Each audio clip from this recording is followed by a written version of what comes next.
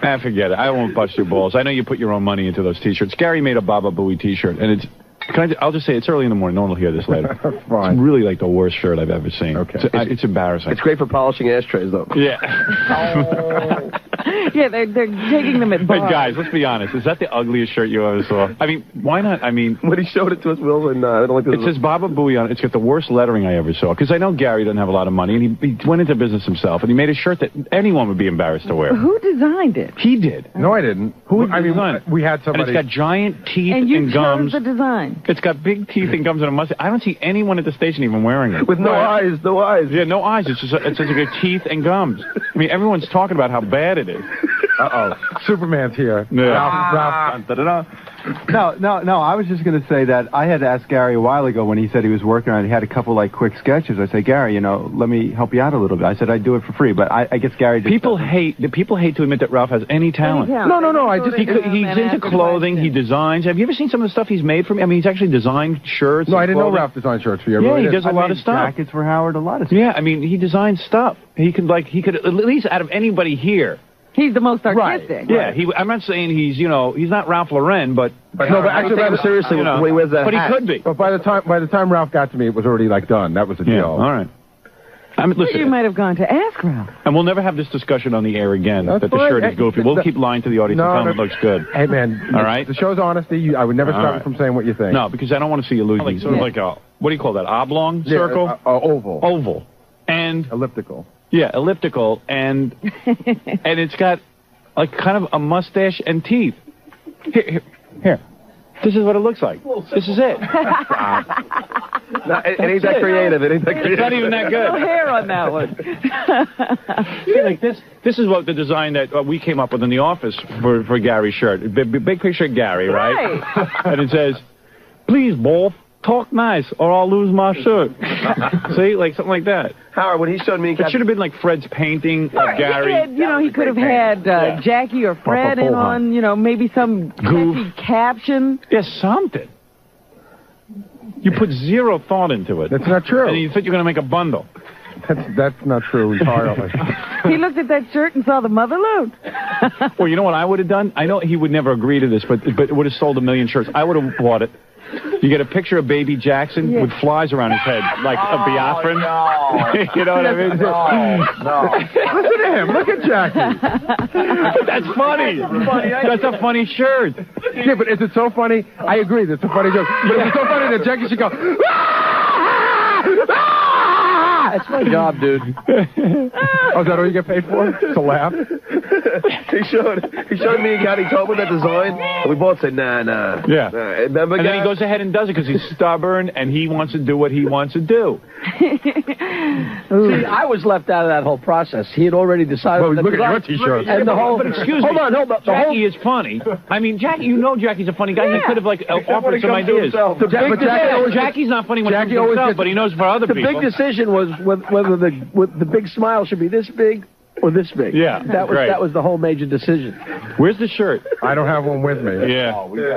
I don't. I really don't have one with me. Because Gary decided... I might have one. Whoa. Oh, good. Where did you get one? Did you buy one? I gave one to everyone on the show. Mine went right in the garbage. She's sitting on it. You didn't even give it to your housekeeper? No. You didn't give me Who's one. going to wear that? You didn't give me one, Gary. Oh, I'm sorry. I didn't? No. Oh, I'll bring you one. I'm sorry. Did you wear it, Ralph? No, but maybe I'll... Don't make him waste his money. I'm just kidding. I mean, come on. Every shirt... How much does each shirt cost you? Oh, what does Quivers have to have these? But, I mean, whose idea... I mean, I don't know. Oh, there it is. I even took it out of my briefcase. There it is. So wrong. Look at it. Yeah, here it is. It's, First of all right, here's the front of it. It says Baba Booey, and it's got... It's like the STP thing. Yeah. Stupid. Yeah. All right, you stuttering bastard. And it's got a mustache and teeth. His teeth should be that nice. Yeah. That white. Look at it. Yeah. And the mustache... Wait a second. The mustache is nice. It costs extra for different tones. Why didn't you take an actual picture of your teeth and gums? That'd be fun. That's funny. Yeah. Instead, you had an artist... This is an artist's rendition of Gary's teeth and gum, but it's like cleaned up. A rendering. It's a rendering. It's like a cave painting. But it's not even like a Fred rendering or anything. Yeah, right. It's just there's nothing cute about it or anything. anything. I don't know. And then on the back, is the phone number. Well, no, that's not for. These that's are not special for, editions. Those are special editions. Oh, there. The back of the others have nothing. I'll give you a plug. Maybe somebody wants to order. NY. There you go. And why did I buy this shirt? You know, it's too bad. Why? And why did I buy this shirt? Don't How many have you my sold? shirt like that. Well, we're waiting for Canadian accounting to come in. SoundScan says about 8,000, but Really? it's about 3/4. No, I have no idea. Do you have any? You don't really don't. I really don't know. You mean, but it's your phone number. I mean, it's he knows. He No, knows I really don't. Have you sold any? Estimate, guy. Come on. Estimate? Seriously? I don't know, 500. Oh, really? Yeah, it's an estimate. Okay. Around 500. How much do you need to sell to make back your 10,000 more, he makes his money back. No, I think no. To break even, I think we needed to sell it was a minimal startup cost. I think we only needed to sell about 350 or so. All right. Oh, we're in the green. You're in the green. That's The green. Wow, The well, green. black. No, I don't know. Just because you're thinking of his teeth. Green. I'm in the green. Food. But I genuinely don't know how many. I almost don't want to know. Right. You don't want to know? Well, you know. Because he knows it's not good. This conversation should push it up to 502. Ralph, hold this up next to Gary's head. Let me see how that looks. And you turn to the side. Now that's funny.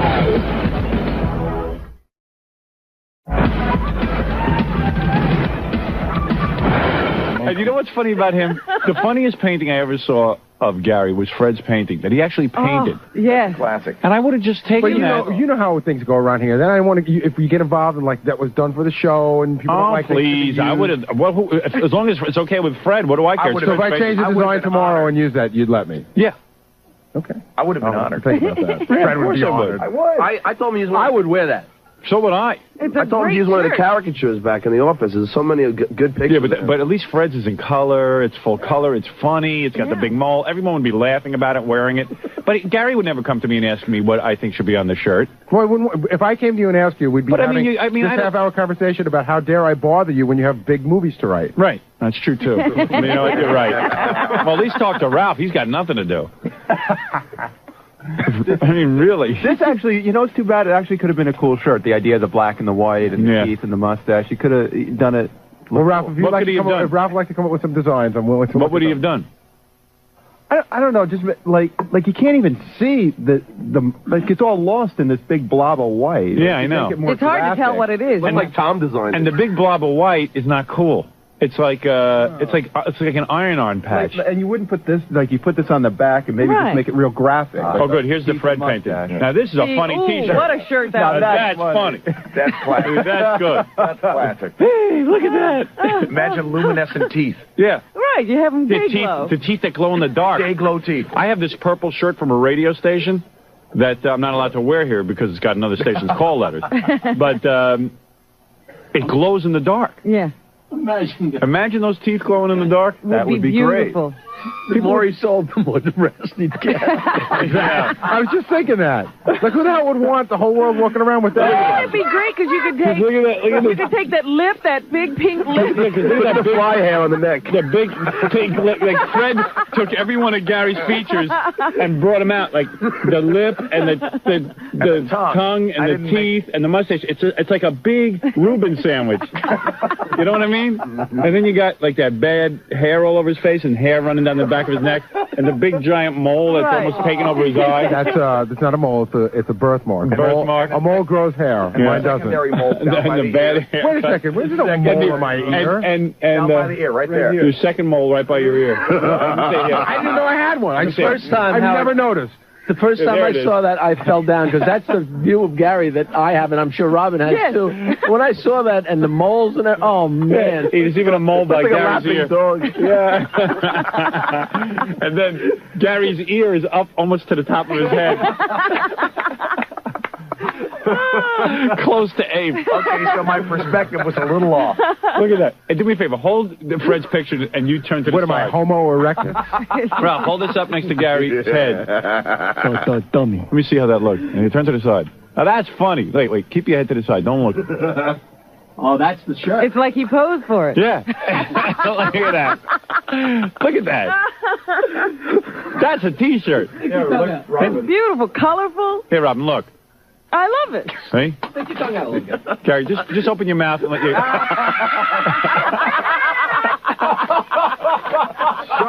up!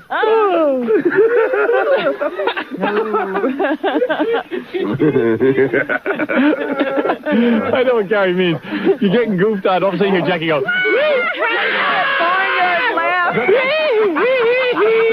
Yeah, I'm laughing because I can wash my hands, but that painting is still going to look like him. The scary thing is you can, but you refuse.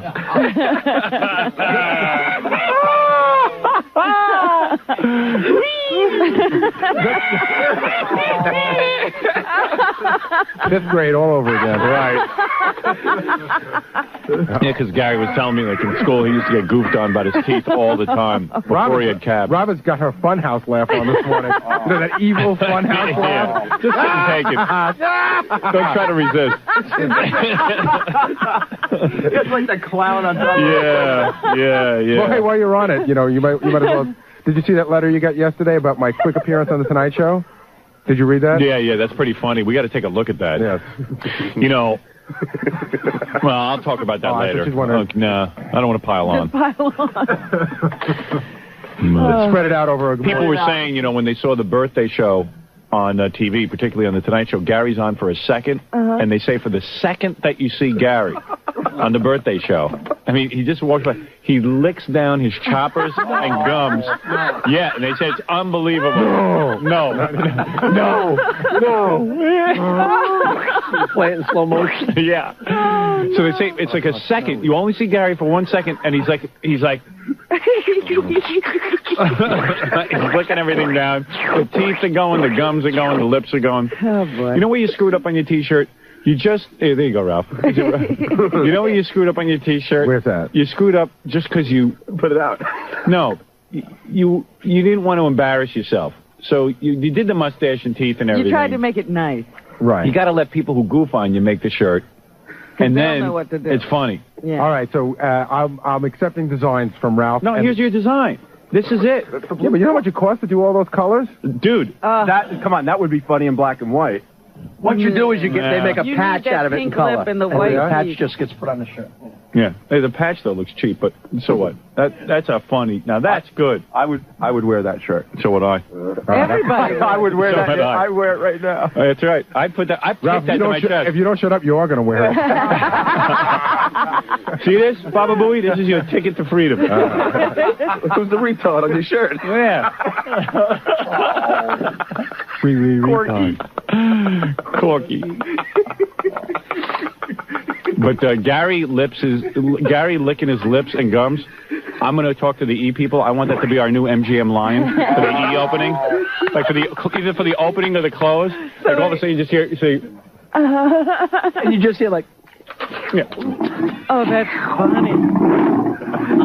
Yep. Yeah. In fact, I like the lion roaring with Gary licking his teeth and gums. You know, and then we just. And then it just is dun dun dun dun dun.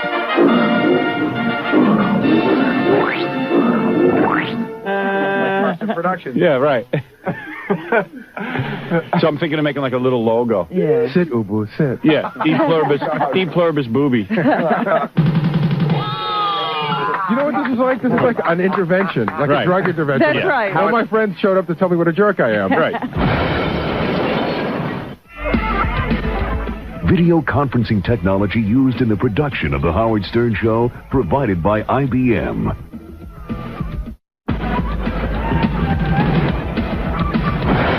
There's this kid who shows up outside our building all the time. He moved to Florida, so he can't show up here anymore. How do you know? Because he told me he moved. Oh. And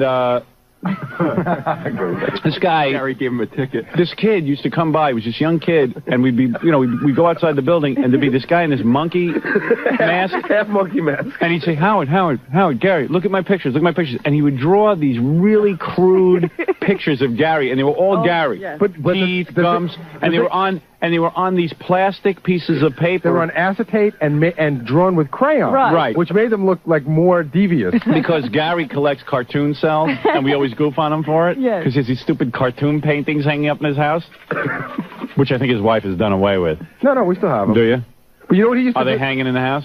Nothing's hanging in the house, but Yeah. they will be. Yeah, sure. You know what he used to do that used to make me nuts, Howard? Yeah. I would leave here at like you know, I'd leave here like 2 or 3 in the afternoon. Yeah. And he would be, and I'd go out the front, and he'd just be leaning against the front of the building with that mask on, and it'd be like, I forget he was even there, and I'd be so tired, I just want to go home. And he used to go, he'd start walking me, and he'd go, Gary, is a full diaper really a lunch? And there's a guy just walking with you in a monkey outfit. And he'd go, is a loaded diaper really a lunch? And it was funny because he'd draw everything like, he'd go, Gary, you want to buy this? It's a cartoon cell. It's a cell. It's an original. It's one of one. Yeah. The kid was great. The kid was unbelievable. He was hysterical. Then all of a sudden, everywhere you went, he was there. I know. All of a sudden, we were in Albany. Yeah. And he's there with the monkey mask. Right, you know. right. He became like a regular. Twilight Zone episode. Stalking. Did you ever walk out of the building when the guy was there with Gary? Oh, yeah. And he was like, Don't laugh at him. Oh, it was great. No. Don't laugh at him. No, Gary would be like, hey, this guy's a real pest. Don't pay attention to him. And then 2 seconds later, I'm laughing, looking at the cell. You couldn't help it. Yeah, right. You had to go through the whole collection. Gary's like, hey, don't encourage this kid because, you know, we don't want him hanging around. Hey, we all have our weaknesses. You know, just like Jackie says, hey, don't give any credence to that guy in Albany who called and said the show was canceled. Right. Oh, don't talk about that. But the monkey man's funny. Right. So the kid would be out there, and Gary's always like, you know, please. Don't encourage. Don't encourage it. And then you couldn't help it because it was funny. Just saying, you know, everybody has their weaknesses. That's right. Here you go. Gary's really upset because he's licking his teeth every 2 seconds. He's drying out rapidly. His teeth are drying out, and I decided that I don't usually do this. It's the E-lights that are making me dry out. You're drying out your teeth. Anyway, there's a lot of aspects that are funny about you, except you don't know what they are. Oh, I know what they are. You gotta let I need to put them on a T-shirt. Yeah, well, that's the point I'm making. You want to sell it, you right. You see, this is something people talk about. Okay, that's going to be the new design, I think. You know, that's unbelievable. I couldn't do better than that. Yeah. I like how the nose is sitting right in the mustache. Yeah, I mean, It's piled in there. yeah, because Gary's profile, he has a nose like a boxer. The nose doesn't, the teeth and gums come out further than his nose. You know, if somebody's wearing that, people would just have to stop you and say, what the hell is that? You know what's amazing about it? Seriously, could you turn to the side? Turn to the side for a second. Look, No. his nose is smaller than his teeth and gums. Yeah. It's all flattened out. My nose is broad and flat. Yeah. Look at I'm that. And the teeth, but the teeth come out further than the nose. Yeah. No human has that. No human being has that. That's funny. Cro-Magnon did. Yeah, look. You want to see what? Look, here. See what I'm saying? Oh, no human has that. You think that's bad? I have a picture to show you that would make your head spin. Because even like a lot of Asian and black people have broad, flat noses, but their lips and teeth and gums don't come out further than the nose. Okay. Point of fact. Point of fact. You might be the missing link. How soon when you had the T-shirt did you have these feelings? The second I saw it, I knew the T-shirt was a loser. What did you say to him?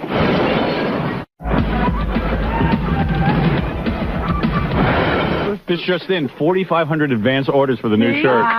You know what this is like? This is like an intervention, like a drug intervention. That's right. All my friends showed up to tell me what a jerk I am. Right. How soon when you had the T-shirt did you have these feelings? The second I saw it, I knew the T-shirt was a loser. What did you say to him? I just said it was nice. I mean, I lied. I mean, what are you going to say? The guy invested his own money. Done at Yeah, that remember point. how good he told you your record was when he first heard it? Yeah, remember that? Same thing I did to Gary. One for me. Fighting for his life. Hey, Gary. Yeah. But, well, how much did you invest in those shirts? I have to.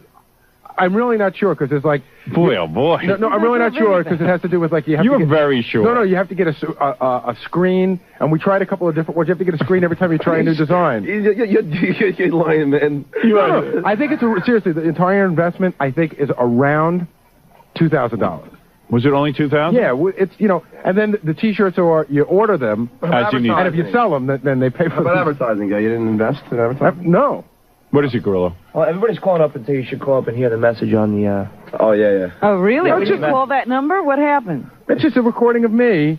Oh, boy. It's thoroughly not necessary. Oh, boy. It's 415. Papa Plunky. Was that a dial 1? No, it's a local number. Use your finger. It's just a toll call. It's not a toll. Not a person in the audience who knows what that means.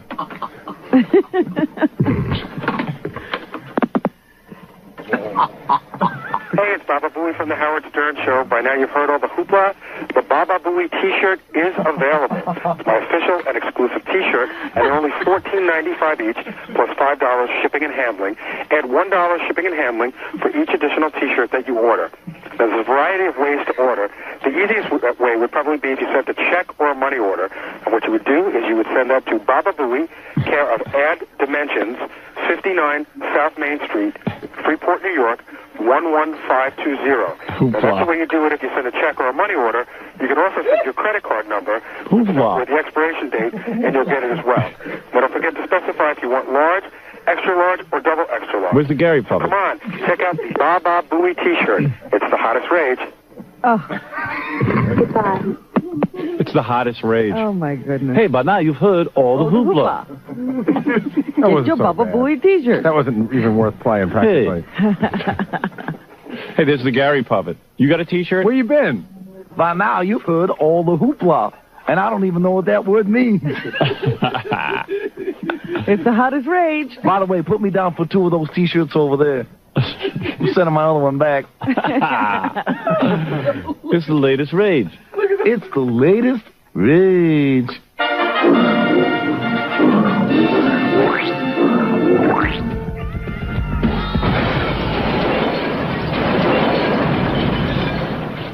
It's regular, when the show is on its regular time slot, no problem. Well, if it had a regular time slot, there'd be no problem. It's making me insane, and I wrote the producer, Jason Raff, last night, and I said, what's going on exactly? Why does this show not have a regular time slot?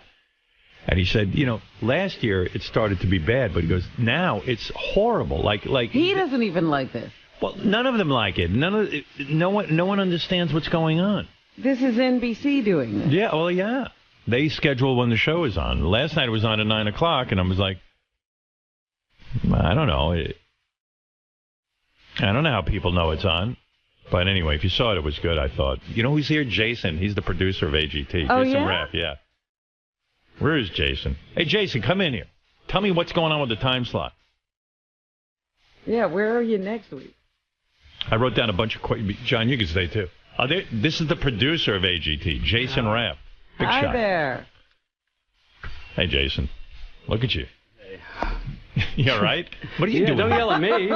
Is he going to choke? Oh. Do you hate the time slot issue, too?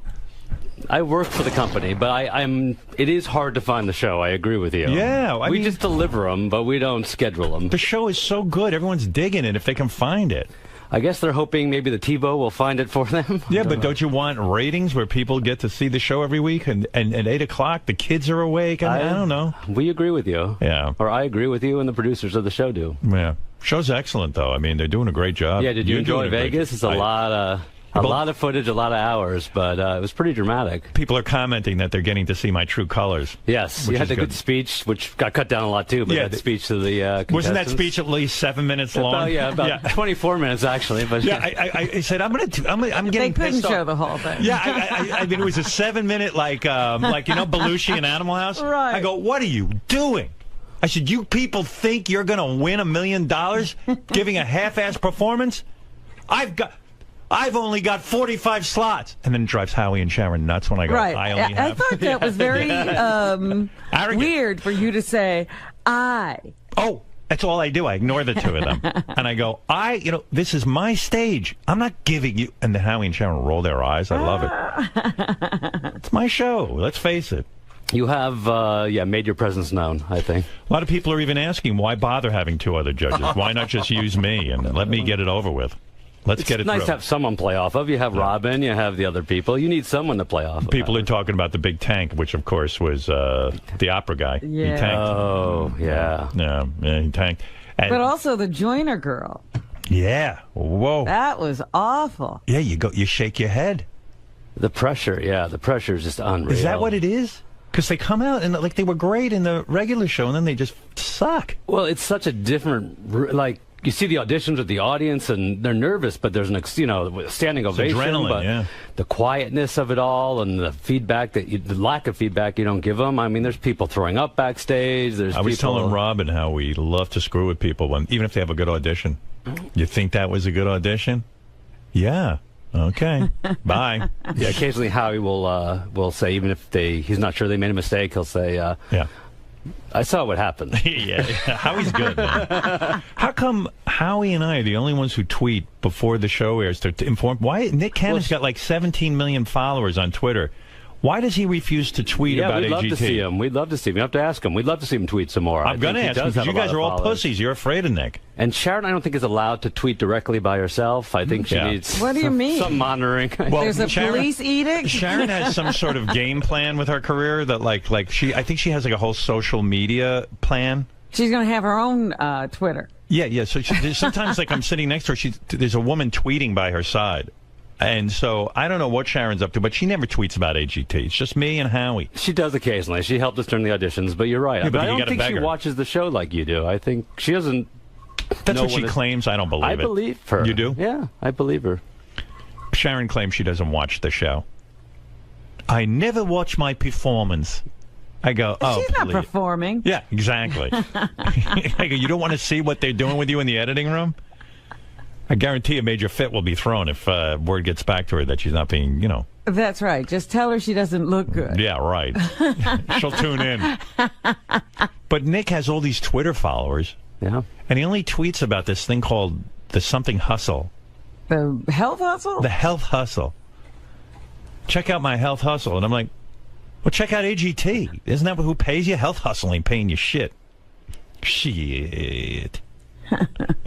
You have to ask him why. I'm going to ask him. He doesn't. I'll ask him during the live show where I can't be edited. Right. Yeah, we're all looking forward to that. I'm going to be like, hey, where's Mariah Carey at? I asked him that in every city. And we never saw it. No. She's another one can't show up. Get your ass in a seat well, and let's see she's not getting paid. Yeah, but her husband is. And he's the host. And I'm trying to get this kid an Emmy. If he wants to be up there winning an Emmy with me, you got to hustle. Mariah says she doesn't need his head getting any bigger. And he talked about Mariah coming on this season or what? Or she just I don't think so. She definitely gives some distance to it. Unless she was on. We had her on once, and that was it. That's it. Yeah. I'll get her to go. Yeah, she doesn't. But now we're in New York, so it's different. I mean, they are spending, I guess, more time in New York, so maybe you guys will be hanging. Maybe we'll see. So, hey, you never told me when Ronnie got into a fight backstage at America's Got Talent. Were you guys upset about that? He staged a fight with the security people? No, I came down after, and people were saying there was a fight, and then they showed me videotape, which for a second it looked real, but then I was like, wait, you guys are just screwing around. Right. And then I remember you coming out, and you're like, what's going on? I was like, what the fuck? I said, I don't know. They're just playing around out here. Yeah. How much of who is the biggest pain in the ass judge on America's Got Talent? Is it me? This year? Yeah. I know Piers was a huge pain in the ass. Everyone tells me that behind closed doors. To be honest, like my job, which part of it is making you guys happy and getting you out, was a pleasure this year. Like, what about my whole lunch and dinner thing? But that's, I mean, listen, I listened to you for years, so I've heard about baked potatoes being done a certain way, so I think I had prepared the staff for that. Yeah, but I'm pretty good. And all you need is a piece of fish that makes you happy. Do other people talk about me behind my back that I'm antisocial because I spend all my time in my dressing room and I don't want to talk to anyone? There's three definitely different judges. I mean, Piers would spend a lot of time by himself. David was often by himself. David Hasselhoff? Yeah. So, I mean, Howie, nobody wanted to be with David. No one was looking for him. I mean, Howie just needs to be around people, as you know, and Sharon likes to bring people into her room. So it's just three different personalities. Oh, okay. I didn't know Nick is very much on his, when he's not out, he's out and about a lot working, but when he's not, he's usually sleeping in his dressing room. Oh, is he? Or working. So who has the biggest entourage? Is it me? Well, when you bring the Ralphs and when you have the whole group with you, it's me. It would be you. Do I outstrip Sharon, even with entourage? Sharon just has 2. I have like 5 or 6. Well, you were going pretty, I really, Ralph wanted to come, and I was happy to have him, but... Yeah, it was helpful. I mean, anything that makes you comfortable made us comfortable. Oh, okay. I had the biggest entourage, Robin. Wow. Yeah. Good. Why not? Why not? I mean, Sharon puts her entourage in man. her entourage is in her dressing room. Your entourage is very rarely in your dressing room. Well, I kick them out. That's right. You they're have in the to deal hallway. with them. They're always in the hallway. Yeah. I don't tell them to stand in the hallway. I say, go do your thing. But they have nowhere to go. They stand outside my room like zombies waiting to get in. And it's uncomfortable, but I don't know what else to do. Well, they're making sure that I don't. There's a lot of times where it'll be during that little half-hour break, and I'm not sure what you're doing in there, and I'll go to knock on the door to tell you something. I look at Ronnie, and he won't tell me no. Right. But he'll just give me a look, like, all right. Like you can do it if you want, but I don't know about that. Were there people who didn't want me to be a judge on staff, and then all of a sudden feel better about me? Oh yeah, no, there was a lot of people. Producers have been with the show for years, and some of the crew who were like, "What are you guys doing?" And you know, I hate him, and this is a family show. I mean, we heard it all from our own staff. Right, he has a family. Don't take it on me, Robin. I'm just telling you. But then they quickly came around, right? They saw that I'm firmly after in control. After that first taping, I mean, everyone was such on edge when we were doing that first taping in Los Angeles. We didn't know, is he on time? What is it going to be like? Is he this? Is he that? I mean, there were so many people speculating. There were so many executives there from everywhere. Like when I stepped into the first show, every person who worked at NBC was in there. Every person who worked for Fremantle was there. I mean, yeah, it was just like I mean, I just thought. They must think I'm insane. I think so. Just wait till the live show. I'll start acting insane. They thought they had hired Charlie Sheen. Yeah, I'll be like Charlie Sheen. I'll start shooting up at the judging table. Right, but after that show, and I think you got stronger, more comfortable as we went on. Like those very same people were like, "Oh my God, I love him. He's great." Yeah, He's I felt good. That made me feel good. I know a lot of people's opinions change. Yeah, no, I'm into the show. Absolutely. Well, and I think enthusiasm goes a long way. I mean, I think that. You know, Piers, I think, became less enthusiastic as time went because he had other commitments and time stuff, and certainly you do. But yeah, every time I was doing the show, people would come up to me. You know, Piers would never pay attention like you do, and all of a sudden it became, dumping on Piers thing. And I'd always go, I think Piers is terrific. You know, I was a gentleman. You're such a diplomat. I'm a diplomat. So when you're gone, don't worry, we'll talk shit about you. Oh my God, Howard! Are people hating me because the show's going to be on in Newark and they had to like move to New York and all that? Well, the people who we left behind. Some people weren't able to come. We had a staff of about 280 people who did the show in L.A. and we took about 80 of them here. Right. So, but we're excited. I mean, there's never been a show like this. That's weekly, that's in this huge, How's the theater look? The theater is beautiful. The new set is outrageous. I saw a picture. My dressing room's nice. Yeah, and your dressing room, which is going to be all fluffed up and everything. You'll see it all today. You're going to take the Did you trip demand certain decorations? You know, I got to decorate. Like, Sharon decorates her dressing room. Like she's moving in. She's got, like, red velvet and Makes candles. It her own, and, I don't want any of that. Yeah, well, Tanya, you don't really have much of a rider. No, I don't have a rider at all. No. I just want the room. I just want a pillow so I can sleep, and I want some nuts and some fruit. That's it. It's pretty easy. You're pretty low maintenance. Yeah, I mean, listen, it's not my home. I mean, Sharon has the candles going. Yeah, what is that? She's got the bathrobe. She learned that from Ozzy when he goes on tour. Well, that's the rock star thing, to turn some arena dressing room into your home. You're right, Ryan. It does look, when you go in there, you feel like you're like in her house. She has pictures up. It's like her living room. It's so weird. There's throws on the sofa. She's curled up in a blanket. And you go to my dressing room, it's like I'm a prisoner at San Quentin. Right, right. You got a bunk and a toilet. You expect to see some other guy in there masturbating. Yeah, but we picked some stuff along the way. I got you some baby wipes, and that was nice. My goodness. We listened to the radio and picked up some tips. I've yet to shit during AGT anyway. The baby wipes were unnecessary. I just want to point that out. Well, you had that traumatic experience in the first day, How is that whole getting me a special car lane from Manhattan to Newark? How's that going? How's that work? That's his Ronnie said he's working on it. So contacted the governor? Yeah, the governor. Good, all right. You don't want to do the helicopter, huh? We can bring you right in. I was thinking, I hate those helicopters, but I'd hate to die in a helicopter going to AGT. You know what I mean? So important, some important business. Yeah. Can you kayak across the Hudson? How long does that take? I don't know. I could do that. Or maybe I'll get the human cannonball. I'll get him one of his things. Just shoot me right into the theater. And I have a feeling you're going to be either 2 hours early for the live show or about an hour late. And what time is the live show? 8 o'clock or 9 o'clock? Let's be straight with me now. Is it 9 o'clock? Well, the the first it changes a little bit. Right. First one's 9 o'clock. The first one is at 9. Right, but we're doing Till a little 11. pre-show at 8:30. 8:30, which has a bunch of. I sent you some footage. It has a bunch of behind-the-scenes stuff that we haven't even shown on the. Yeah, on the show. saw. It's funny as hell. I watched it last night. There's some it's good really stuff good. on there. The operation on Howie. So we'll do a little countdown. Eric, and, the actor. and it's 2 hours. So you'll be out at 11. Well, I don't have to work. If you're the still next day. awake. Yeah. Fucking bummer. Well, that's why I came in early. I wanted to just appreciate you getting up and see how I do at 11 o'clock tonight. Dude, it's a nightmare. I can't believe they put the show on in Newark, but that's cool. 9 weeks. Just 9 weeks. The fans will get me through it. Yeah, it's going to be to see that, and it seats like 2,000 people. So, wow. I mean, I don't think there's ever been a live, regularly weekly show that's had that kind of audience. Not in New York, anyway. No, or New Jersey. No, yeah, well, yeah. Yeah, if you want to go, by the way, I don't know how many tickets are left, but you can go to myagttickets.com. Can people still get in? Yeah, they can still get in. I don't know about the first show, but they should try. I mean, there's a wait list, I think, and we're gonna fill that place. Yep, it's going to be a lot of fun. It's going to be good. By the way, I'm the most on time. Am I the most on time, or is Howie the most on time? Howie never leaves. Yeah, Howie loves it. No, you are both punctual, and Sharon, who used to be late in the old days, has been very punctual and good. As I said, like there is no. I would tell you if there was a pain in the ass, but it's been so smooth on these audition shows on that tour. I heard on The Voice, Christina Aguilera is sometimes 2 hours late. Oh, yeah, it does. Take I would have killed her. It's good I'm not on that show because I just would have said to her, "Hey, listen, babe, I got a fucking career too." And in everybody fact, sits there and waits? I'd be like, it's debatable whether you even have a career except for this show. So, like, clear the shit out of your brain and get here on time. Because, I'm taping the show with or without you. Or anybody's late. I mean, what is that nonsense?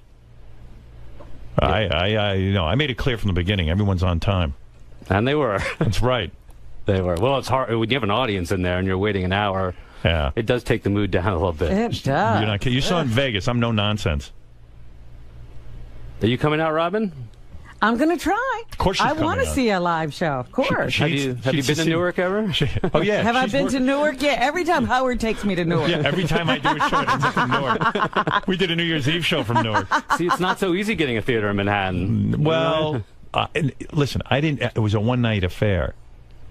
It is easy. We could have gotten the Beacon. Who even cares about this? We looked at 80 places. 80 places all around. We should have done it in Brooklyn. They wouldn't have. They really didn't want us. They there. wouldn't have. It's a film studio. They don't want a loud TV show there. Yeah, it would have been great. No, it is. But this is Newark has been great. You will like the theater when you get there. Yeah, you will love it there. I'll be fine. Yeah. Just put me in front of the camera if I'm awake. Just keep a pillow so during the commercials I can sleep. It's going to be ball buster time. I think the adrenaline will. I'm going to be extra grumpy. You have been nothing but a performer. Hey, so I am going to be extra grumpy. Those acts better be on target. I was going to say, those contestants better be on their game. Do you know what I did the other day? I wrote Jason a note. I said, send me copies of all 48 contestants that made it through.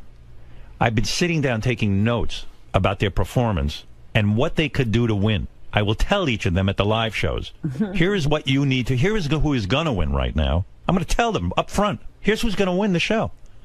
I already know. Wow. You got to beat this person, and here's how you should do it. I'm going to coach you live on television.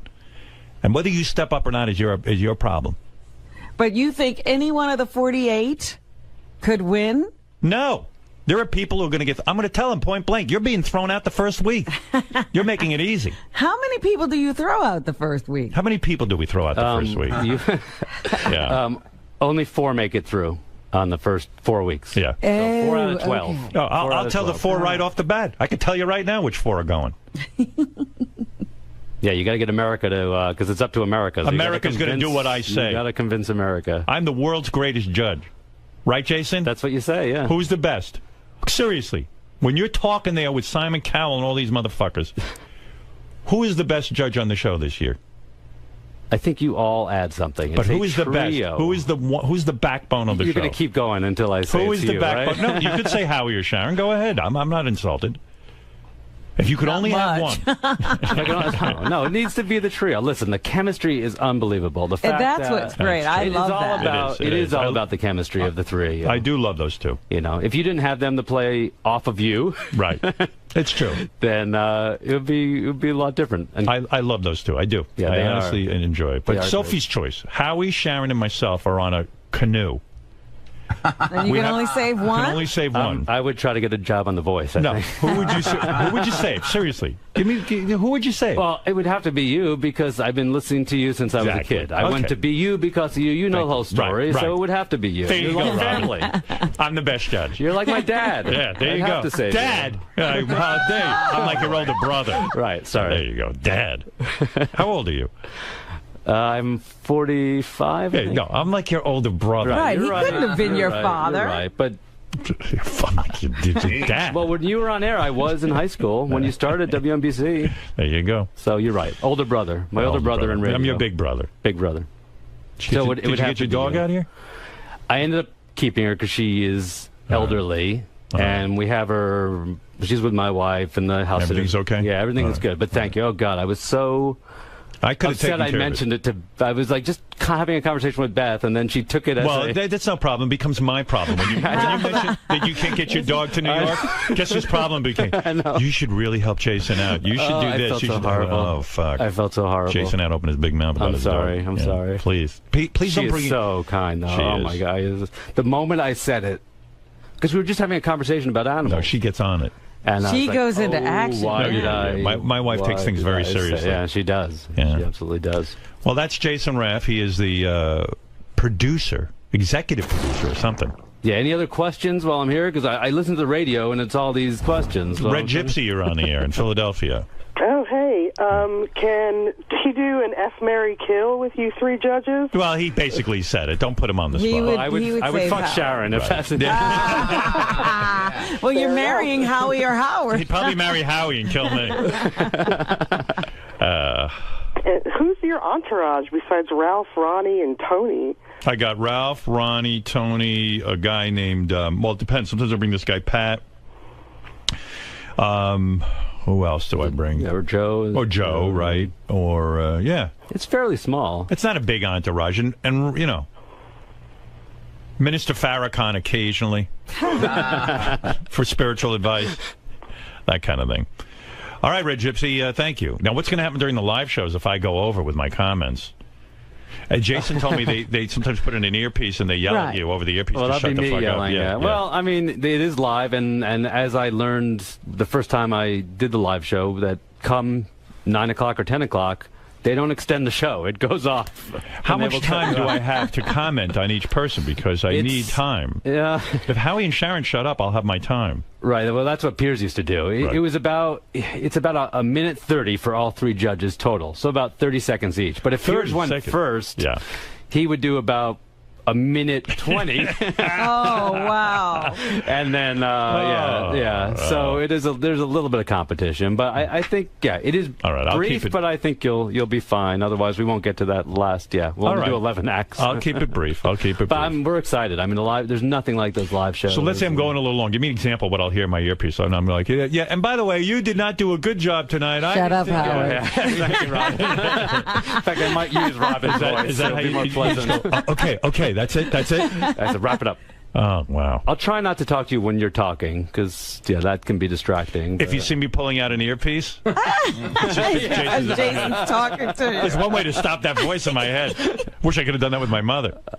All right. Jason Raff, you are a fantastic producer. I'm impressed by you. Thanks for letting me come and see you in your other job. Feel free to walk around and observe. It's quite an operation we have back there. Yeah, it is. And if Gary's sleeping in his chair, just wake him up, okay? Okay. Go back there and fire someone. It's fine with me. Was it fun for you? I mean, it was. Yeah, I'm still sweaty from it a little bit, but. Well, yeah, but I mean, it's an interesting setup.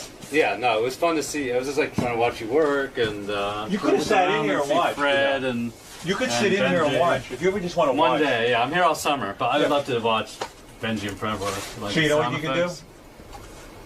Pick a day. Okay. Come in. You could sit either there or you want to sit over there. Sit and just watch. I won't put you on mic so you can just relax. But I had a great. I met Sal, I met Richard, watched them work. They have a cool little setup, don't they? It's been cool. Yeah, so thank you so much. All right, I'll see you in a few minutes. Okay. All right, thanks, Jason. Okay. Take care. So, Jason. Yes. Guys around here, we're well aware of what it's like to work with Howard.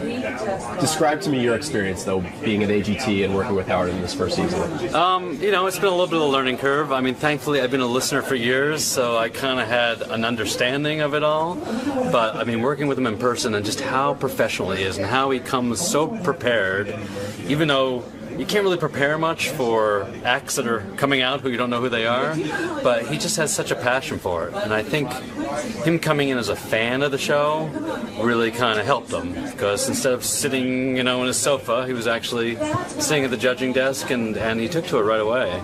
But it's so amazing how hard he pushes himself to get better and better. You know, he wants to be a better judge, and he would like take notes for himself of what he wants to do better. So it's been great working with him, and watching him work, it's been fascinating. Being a listener and, you know, familiar with the show, you know how diligent he is, but were there some other people on the staff who were surprised by his approach and how serious he is?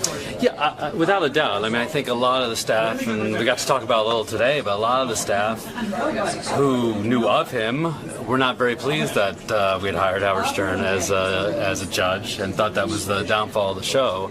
And all those same people, when they saw how seriously he took it and how good he was at it, quickly changed their opinion of him.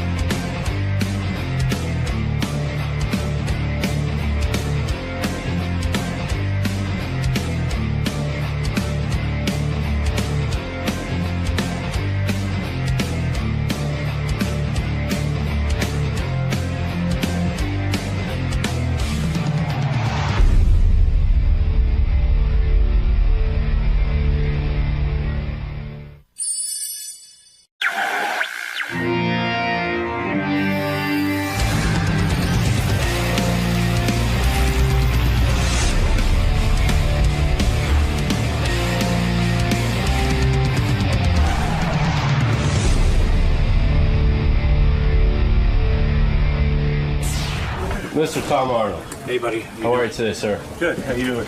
Not bad, not bad. New movie out? Movie out, movie coming out. Other one? This is Tyler Perry from this week. Yeah, Tyler Perry this week. Cool. And then Dax Shepard, Kristen Bell, Bradley Cooper, one called Hit and Run that comes out in August. Nice. That's a good one. Dax wrote it, directed it. Excited to be back here with Howard? Very, very excited.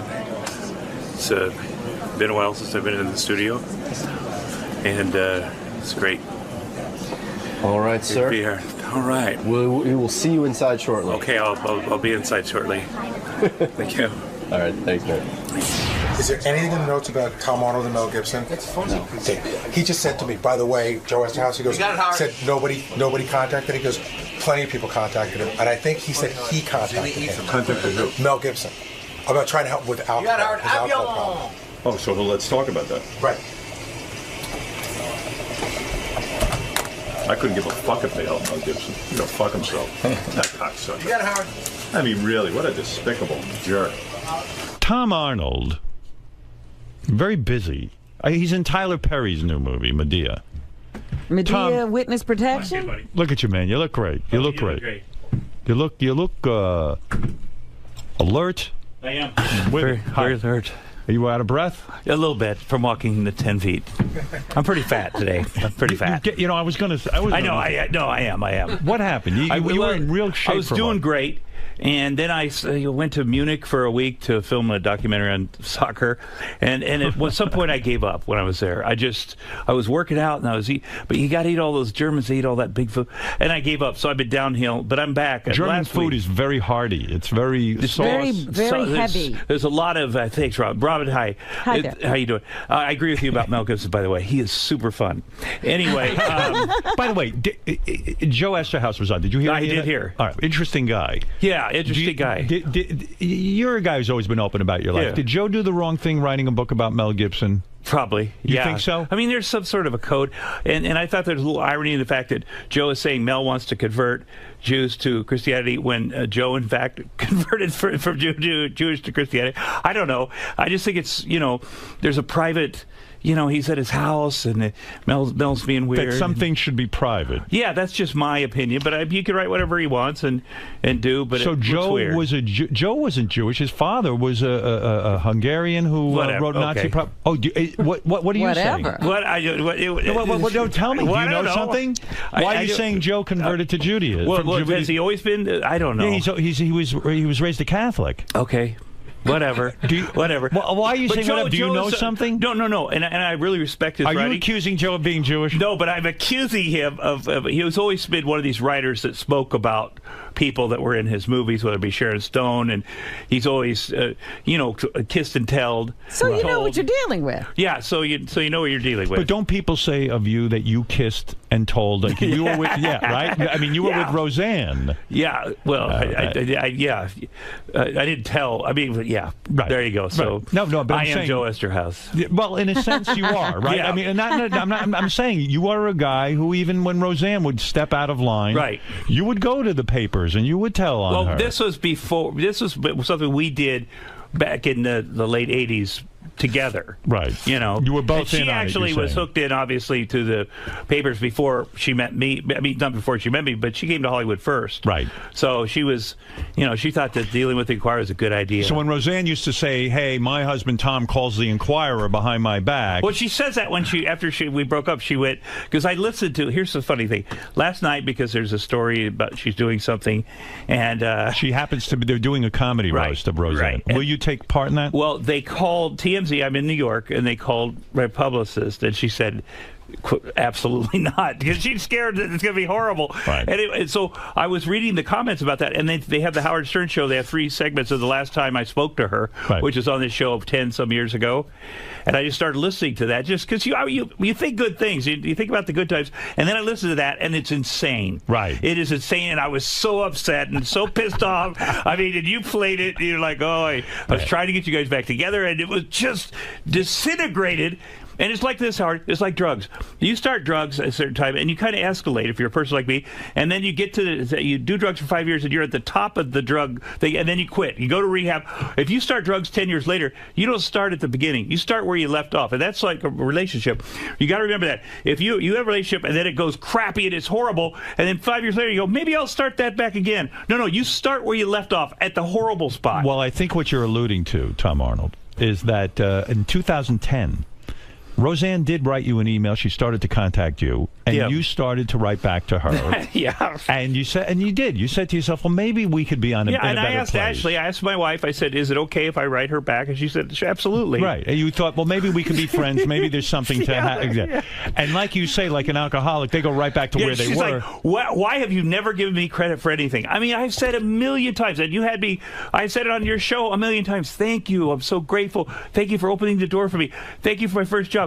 Thank you for, whatever. And it's not enough. She wants me to tell her where the $2 million of the shoebox was. Still. So in 2010, you started an email relationship with your ex-wife, and quickly it escalated into what it was when you guys... Within about 5 emails. Right. So now, you haven't run into Roseanne since. No. Now there's going to be a comedy roast of Roseanne. Right.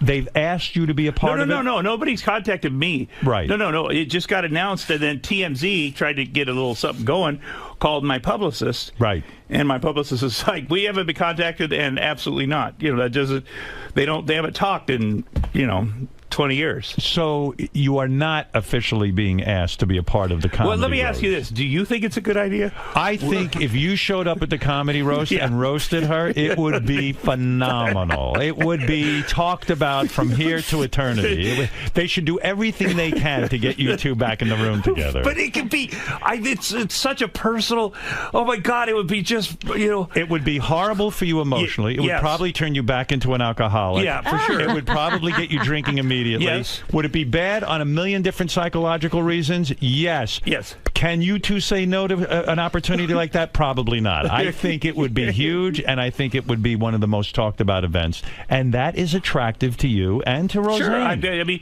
you always dream, well, maybe one day, we're old pals, we'll do the Who's Afraid of Virginia Woolf on Broadway or something crazy like that. It could be great. Or come out at the Emmys and shake hands, and then it's all, Yes. In fact, call me crazy. I think you two should get married again and have a reality show. There you go. I would watch it. No, it's a funny thing with show business, and I think this is the dilemma of most performers, especially people who try to be funny for a living. You know? Your dilemma is this: on every single level, doing anything with Roseanne would be detrimental to your health, to your mental health, even maybe to your physical health. It would be a bad idea. The two of you are just something that shouldn't mix, and that you should say no to any opportunity with her, because you have to think of yourself first. You have to have integrity. You have to, some things you just have to say no to. Right. Having said that, people in show business can't say no because they know it's too entertaining. Wanting to be loved by the audience so much, we put ourselves in danger because we know that moment will get everybody to fall in love with us again. And that's the dilemma you're in. Right. So, yes, you should say no to the Comedy Central roast if they ask you, but you will not. And I understand why you won't. Well, but also I think that even after all these years, because the way things, there's a little bit of a competition, with, and in a roast like that, you say to yourself, and I was talking to Ashley about this last night, she goes, you're insane. I go, yeah, but think about this.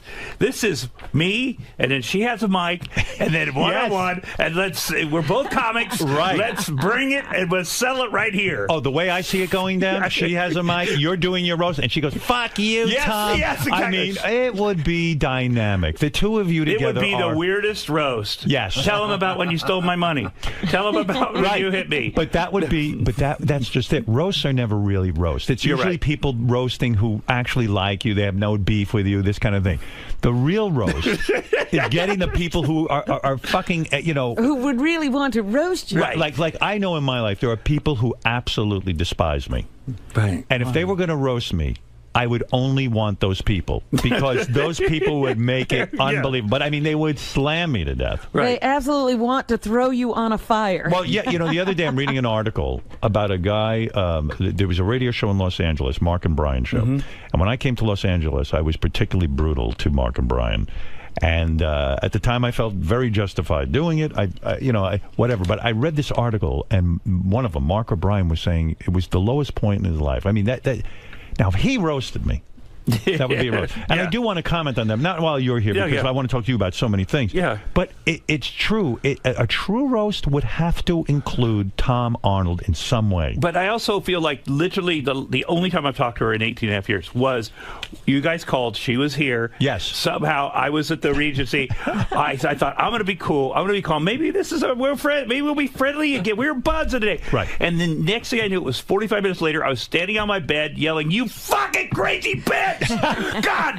And then I was like, what happened? That's a roast. The roast occurred when you two got on the phone to each other. Then I become Mel Gibson. I get that. Talk to me about Mel Gibson. Well, You're a guy who's spoken out publicly about your own battles with depression, with alcoholism, with drug addiction. You've spoken about all of this stuff.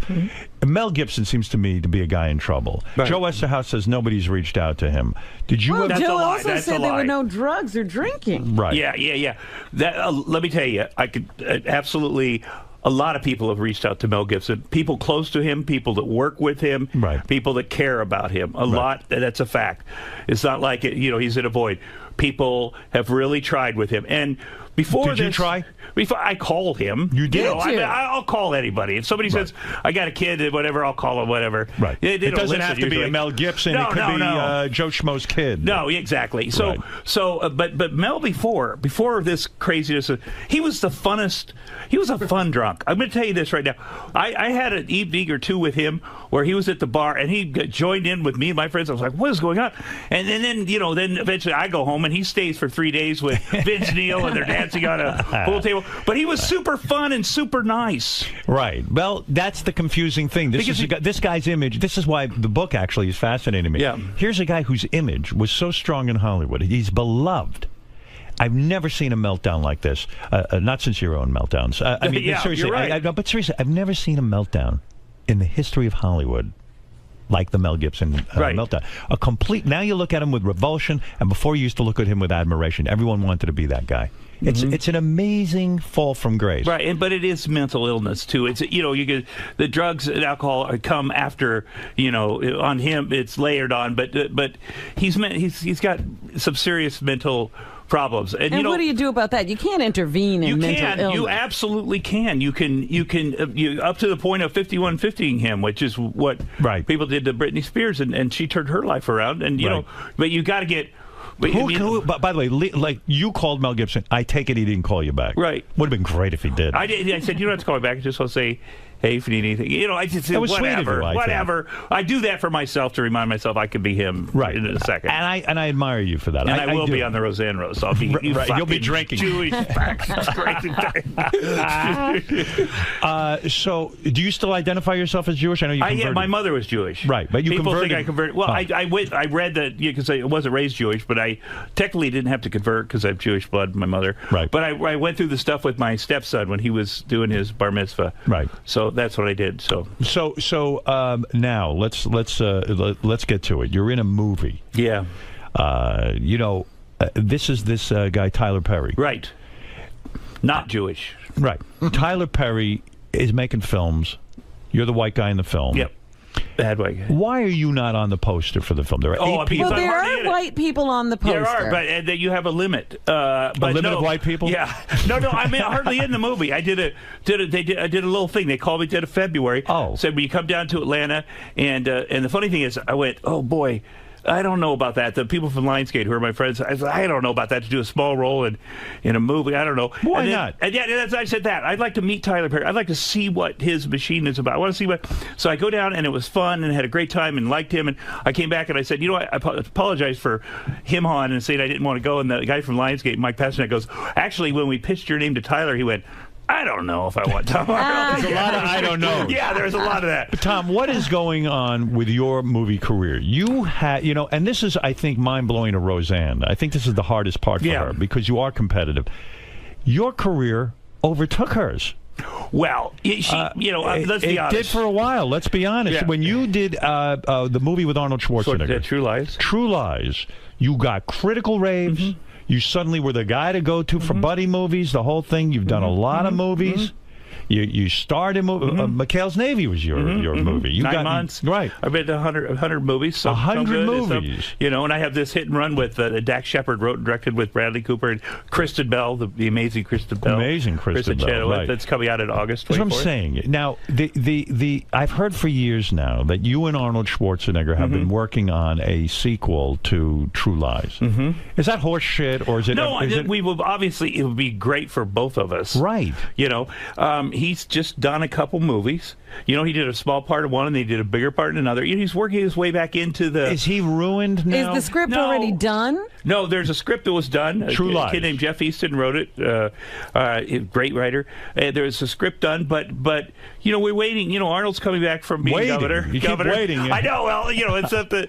he was governor, and now he's working his way back into film. Are you still close with Arnold Schwarzenegger? Yeah, absolutely. Are you shocked? Did you try to do an intervention with him? I mean, did you call him then? When all this scandal happened and all this scandal broke, you're in a weird position. You want to be in with Arnold. You want to be... Listen, he's a guy you could potentially make a movie with. Who the hell knows? It's got to be more than that. Do you bring it up to Arnold, or do you just shut your mouth and say, I'm never going to bring this up to him? You're still close to him, right? I love Maria, and the kids are wonderful, and it's it's a tough situation. Let me just say this. It's crazy. I did not see it coming. Right. It's been handled as good as possible by him. It's not. Have you spoken to him since the scandal? Yeah, of course. Yeah, of course. You did. You called him personally, and he did pick up the phone. Of course, I talked to him. I saw him. Went to his house. Right. Because something like that happens. Even though it's Arnold Schwarzenegger, he's always moving forward, and everything's fantastic and awesome. It's the best time of my fucking life. I'll tell you. I'll be honest with you. Right. This is the best day of my life. So I go over there to make sure he's not going to commit suicide. Right. Because that's something I'd come up with. Right. Oh shit.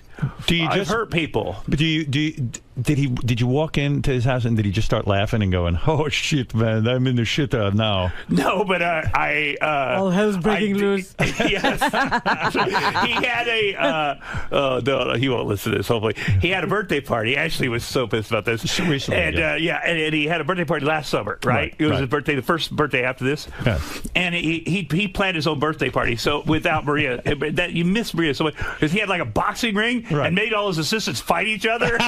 Crazy. And then he had a mariachi band, and he said, "Do some comedy." So I'm like, "Hey, I'd like to thank Arnold's in-laws, his new in-laws, for being here, the Mexican mariachi band." And I just went after him, and he liked it. He liked it. He enjoyed it. He was able to have a laugh about it. Yeah. So Arnold sees it all as a joke. No.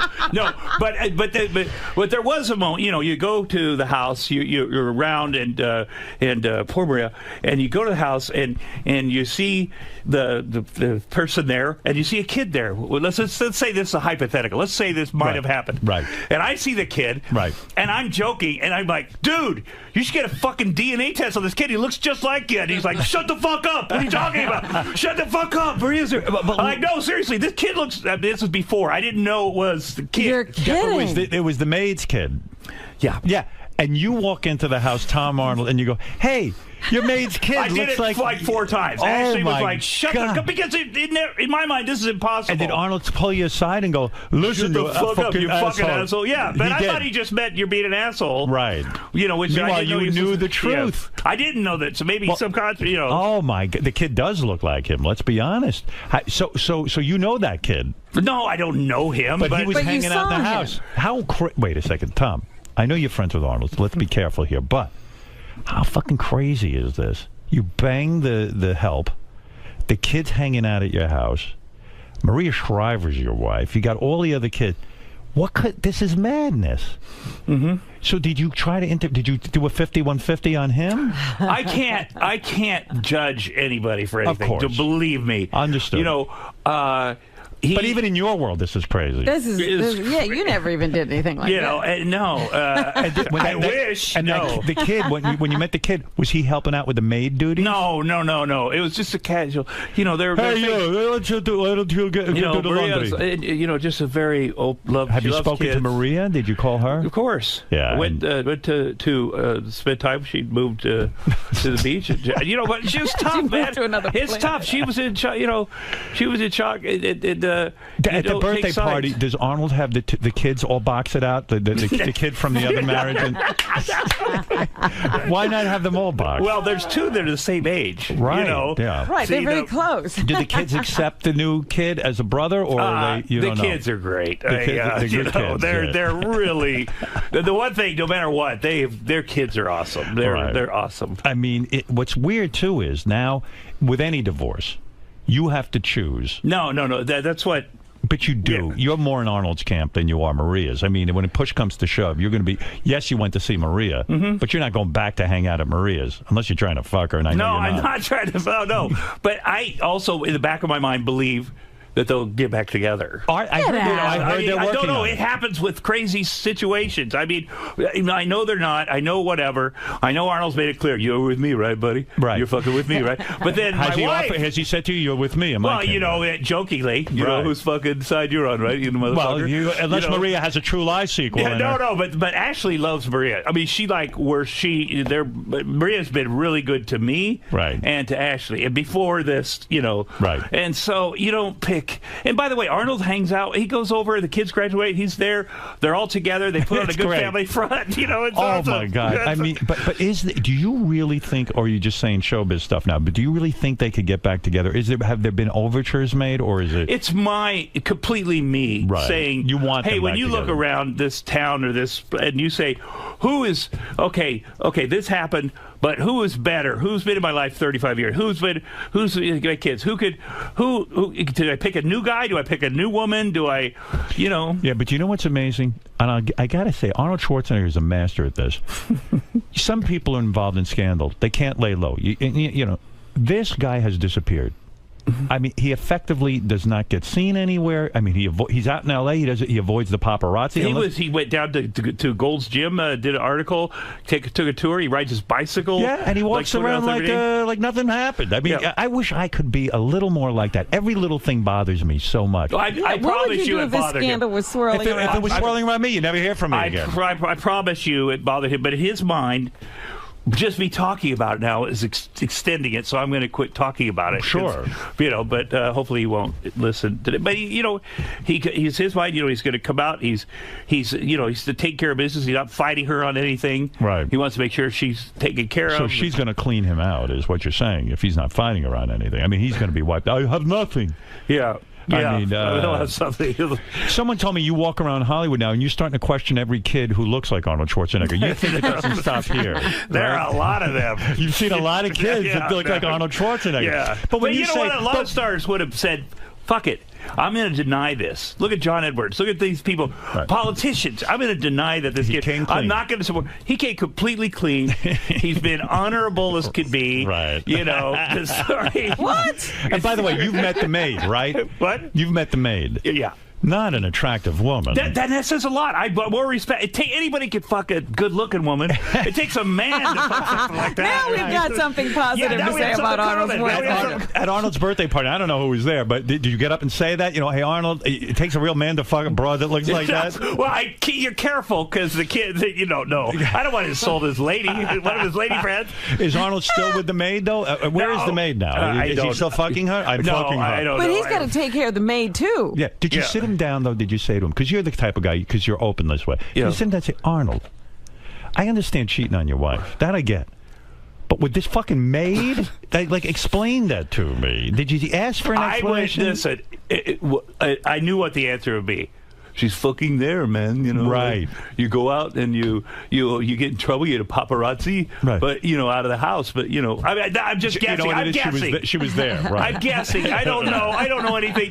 Well, maybe it was true love. I don't know. And because you were a good friend, did you tell him about condoms? Did you say, llisten, at least wear a rubber? It's a little late. I wanted to feel her. I mean, ugh, really? But here's the bottom line. Yeah. If he's good in these movies, if this one movie is just so-called Last Stand is awesome. What's it called? Last Stand. With Benicio del Toro as the bad guy. I mean, he picked the top quality. Everybody's top quality.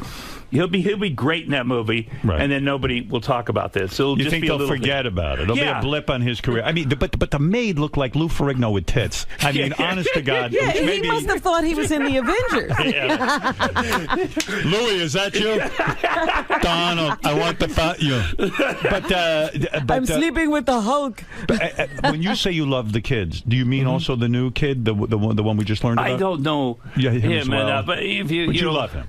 I would love him. I know the other ones since before they were born. All the other, and they're really great kids. And it's anytime their parents go through issues, there's, it's tough. Right.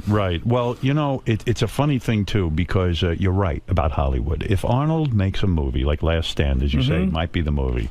People tend to forget. That's it. You're forgiven. But if you have a failure, forget. Well, we're here to Robin remind people. Remind people. If anyone forgets, we remind them. But if he came in here, has he been in here since? No, we haven't seen him since he became governor. He has got a book coming out. Right. I see him sitting right here talking to you. If you see that, I want to see that too. Because you know what? He helped with our relationship many years ago. He did. And he was like, fuck you, got to go to fucking Howard. Right. But why do a movie called Last Stand? Why not do a movie about this whole situation with Maria and the maid? I mean, wouldn't it be the greatest movie ever? Like for Lifetime? Like a silly comedy. I tell you. And you could play Arnold. I don't care. And he could be like still the Terminator. Right. He's just getting impregnating people. With the sperminator. That's it. It's good. Oh, you know what I would love to do? Bring back the Newlywed Game and have him with Maria, and then have him with the maid, and see who knows him better. And I bet you the maid would win. He was actually on it, in the old days. He was on the dating game. The dating game. You're right. Oh, the Newlywed Game. Yes, the Newlywed Game. Yeah, that's not going to happen. It's crazy. Hollywood puts you in weird positions because you are close to Arnold, and because you did such a fabulous movie with him, and it's one of his. And I love it. I mean, I got to tell you, the stuff that we've done he's allowed me to do with him. He taught me about public service. Like when I first moved to town, I didn't know. He goes, this is at least as important as anything you ever do, in the movies. And, and brought me into the after-school All-Stars, the Intercity Games, all the other stuff he does, the Special Olympics, Maria's family, all these great opportunities I got, the USO. So it changed my life in that way, too. I mean, in a way, you talk about great meltdowns. We were talking about Mel Gibson. Schwarzenegger is another great meltdown, and you've been in the house. You could write a book about this. I'm looking forward to interviewing you about that. Oh, can you imagine? This is the last time I'm talking about it. And God only knows what you know. Nobody, I don't know anything. Were cool celebrities at the birthday party, though, for Arnold? That must be fun. Now, that I love. I would say that Maria is connected to, a lot of people love Maria, and it was early on in this situation. So I didn't say celebrity. It's mostly guys that he wanted to fight each other. And then he got a really fat guy to fight a really super fat guy. Right. And it was like one of those bouncing boxing things. They had to put on the big gloves. He's like, fucking kill him, man. Come on. What kind of fucking pussy are you? So his employees literally had to fight. It was great. Did you get to fight anyone? I wanted to. Whatever. You didn't get to fight? No. And then one of his, Greg Dunn, his #1 guy, he caught on fire because he was trying to light something, and literally all the flames had just dived into the pool. This sounds like the greatest. This is the greatest party. And Arnold's like, that's fucking awesome. He was like, you do it on purpose. I was lighting the fucking light, the heater. And you know what's great about it is, okay, so here the guy's going through a scandal, so you can't have any big Hollywood people. You can go because your father didn't, your grandfather didn't as his friend and all that. So it's a party really where everyone is just sort of people who work for him. And instead of kind of being in this solemn mood, he gets them in a boxing ring and has them beat the shit out of each other. It is phenomenal to me. It really is. And it's very masculine. Yeah, very masculine. Do any of the female employees fight each other or just men? No, just the guys. Right. I mean, no, I take that back. There were a couple. Right. A couple of the rougher, the stouter ones. Right. He likes stout. He likes women. He does. He's from Austria. Yeah. He likes the strong, a manly woman. Yeah. Yes. Oh, good. He likes a strong massage. So they were fighting each other. And so, what was the best fight of the night? I mean, when you say good match, aside from the guy lighting himself on fire. The best one was this Greg and Daniel Ketchel. His two kind of guys that they're both his top guys in personal and then professional areas. Like they sort of had the same job. Yeah. They went at it like it was fucking death match. They're like his advisors or something. Well, they're like his #1 guys. Greg handles the personal stuff. Daniel Ketchel worked with him in Sacramento, and they have sort of the same position. They compete. So they're almost like government guys too. I mean, they were advisors when he was governor, and they were also personal friends and business associates. And so they sort of had the same job. Who won the fight? Greg.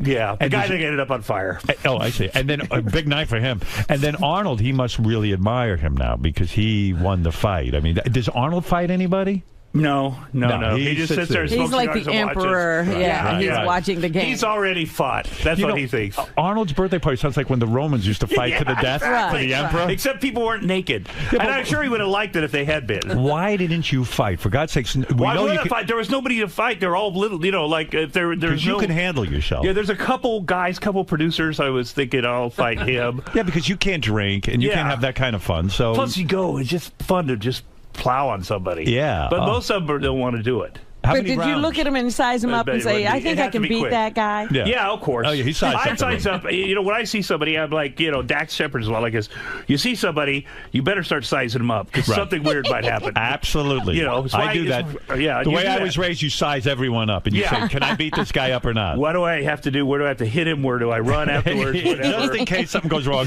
And with guys, something will always go wrong. Yeah. It starts out fine and then everything goes wrong. Exactly. So, who do you think looks stronger for the next big set of fights? The new son or the old sons? Who's more Austrian? The son is he's going to be a big kid. Big kid, yeah. Well, listen, big kid. I mean, you get the cleaning woman and Arnold mating. It's no, I'm talking about the Maria's. Oh, Maria. Yeah, they're great. Physical. Well, I admire Maria. I mean, she has handled herself very well through this. I think, and it's a tough situation, of course. And she's also shown respect for Arnold. I mean. Apart from divorcing him, I mean, she has shown. I mean, she could have come. Well, who wouldn't come out and do a sad interview with Barbara Walters. Right. She's not a victim. You know. Yeah, but she's a Kennedy. I mean, she can't do that. Kennedys are used to getting cheated on. Let's be honest. Arnold knew who he was marrying. That's right. You keep your mouth shut. What are you so upset? Your father was busy with it. Well, no, she didn't. Her father was Sergeant Shriver. It was the grandfather. He's a saint. The grandfather, he was with everybody. Her uncle was JFK. You know, I realized something. When I do my Arnold impression, I sound like that attack dog on Conan O'Brien. What's his name? The dog. Insult. Triumph. Oh, listen Triumph the insult. I'm going to get you. so you know, you've got a great life out there. I saw you at the Jimmy Kimmel party. You got the beautiful wife now. You're still trying to have a child. Every wife you marry, you're always trying to have a child. How come you're always trying to have a child? Well, I don't think you really want one. I think do. This is a stance you He probably had a vasectomy years ago. No. Because there are ways to get children. Well, there are. And you know, I think the other relationships, when it got really down to game time, I started going, wow. Because I remember in my first marriage, all of a sudden the lawyer called and said, here's the kid you can adopt. Right. This was right Roseanne. Today. Yeah, and I was like, wow. I looked at her and I thought, things aren't going well. And can you imagine if I had a kid with her and she came on the show? She would say, you know, horrible things I did to the kid. Terrible. It would ruin my life. It would ruin your, you know, in a way, thank God you couldn't have children. Yes, you're very smart. Yeah, thank God. It's right. And God was looking out for you. But Ashley and Ashley's wonderful. How long have you been married? I met Ashley. We've been together for a little over 4 years. Are you really in love this time? Yeah, yeah. Every other time you told me you were in love. I know, but I'm crazy. But she's my best friend. I remember Shelby. Awesome. And this Do you feel that she has your back? Yeah, she definitely has my back. And you're going to try. Let's say you do have a baby. It's not going to be a divorce. You really feel this is going to last. Absolutely. And I look at her family, and her parents have been married for 50 years, you know, and I absolutely. Plus, you know, eventually I'll be dead. Right, you know, right. So the stepfather will eventually take over. He'll be the stepfather will raise the child. Yeah, so he'll be a really good father. Yeah, and you know, let me say this about the Tyler Perry thing.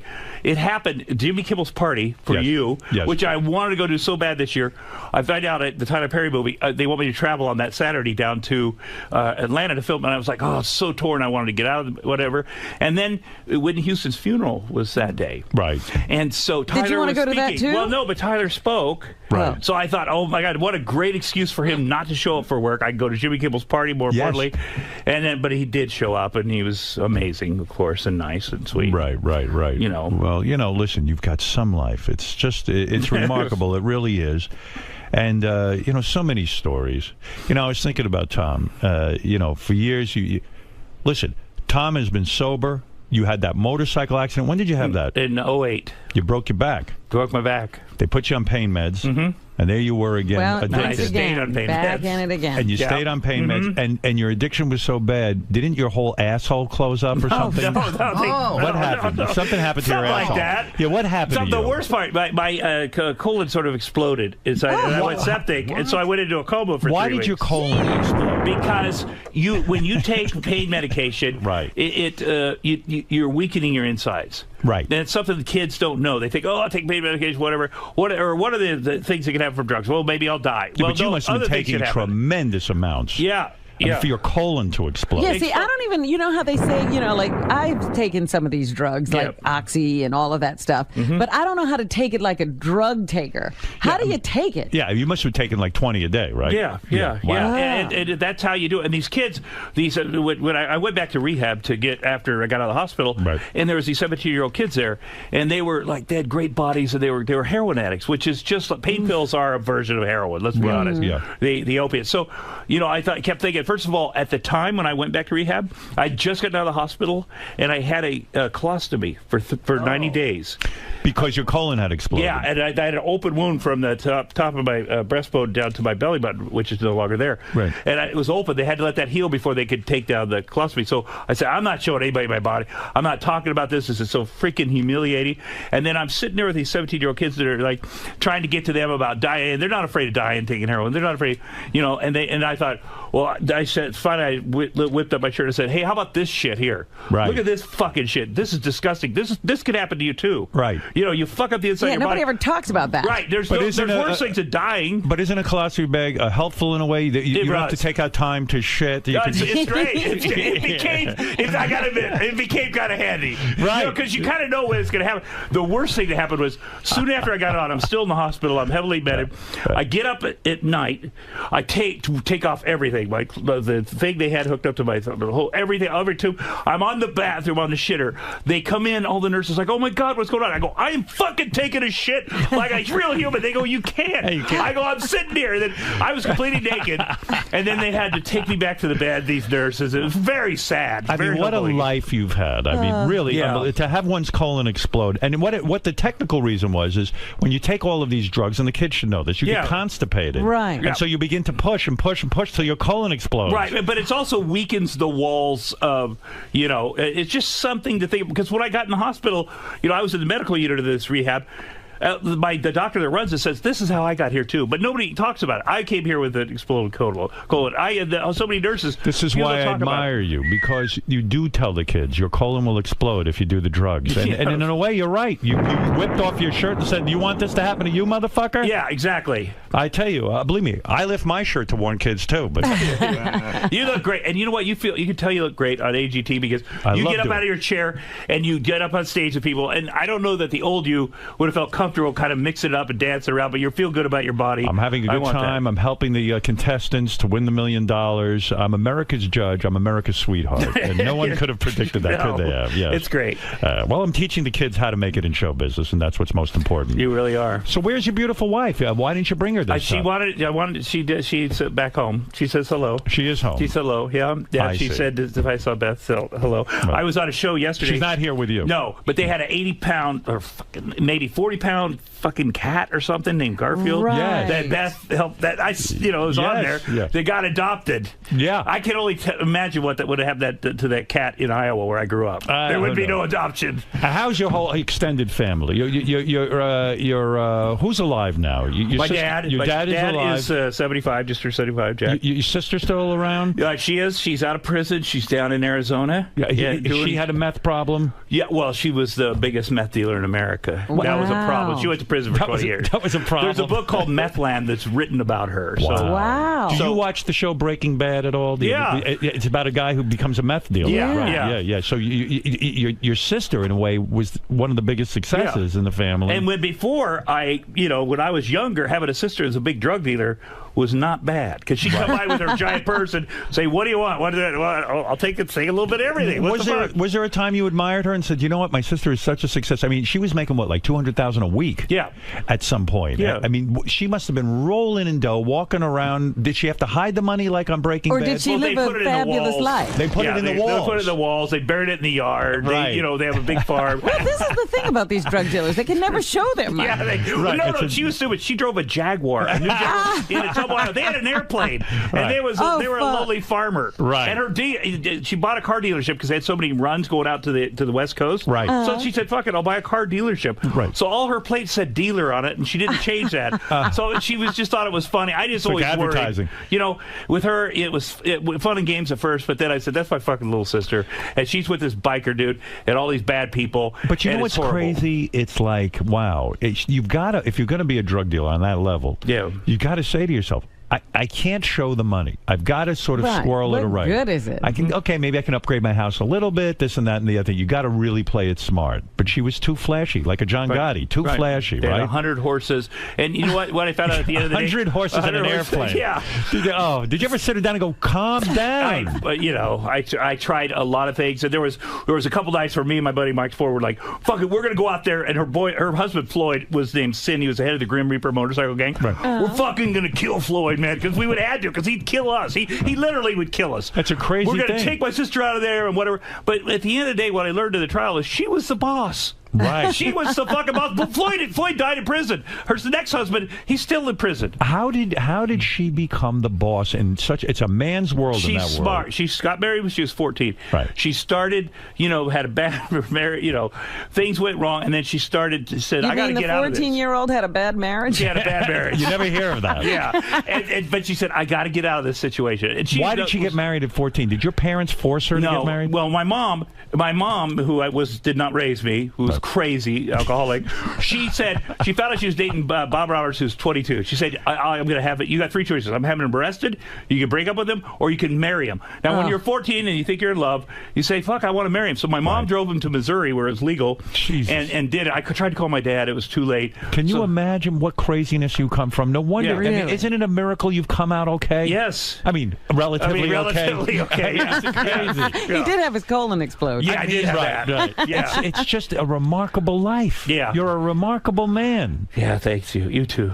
I mean, you really have put up with a lot of stuff. Yeah. Yes, listen, and you were raped as a kid too. Yeah. That's not good. Some dude raped you. Yeah, just a dude. No, but Didn't your father walk in? You were taking a bath. I think I have this right. You were taking a bath. There was blood coming out of your ass. Yeah, he was cleaning up, getting ready to, and he said, "What is wrong?" And he was like looking, and I said, "Oh, I sat in poison ivy," because I was so fucking embarrassed. You were ashamed. Yeah, of course. So he put my dad put talcum powder on everything. But you were bleeding from the rape. Yeah. Yeah, your dad almost, if your dad had caught that guy, he probably would have killed him. He would have fucking killed. My dad was, later in life, when I confronted the guy, my dad found out, he was fucking pissed. Pissed as, that's why I watched that Sandusky thing, and people are like, people think that child molesters, rapists, they're walking down the street and they grab your kid and then they do it, which happens sometimes, but rarely. Usually they seduce them. Right. They romance them. That's part of what they like. Were you romanced, or yeah, or absolutely. you were just grabbed and raped? No, it's our the babysitter from the neighborhood. This guy that lived across the street. So he seduced you. He seduced me. I mean, he said, "Let's play a game." I'm like, "Fuck, I'm a kid. I don't even have a mom. I'd like to play a game." Sure, of course, you're vulnerable. Yeah. Sandusky. It's a weird game, but whatever. It's a weird game. I'm going to stick my dick in your ass. Exactly. How do you win at this? Yeah, right. Exactly. Where's the prize?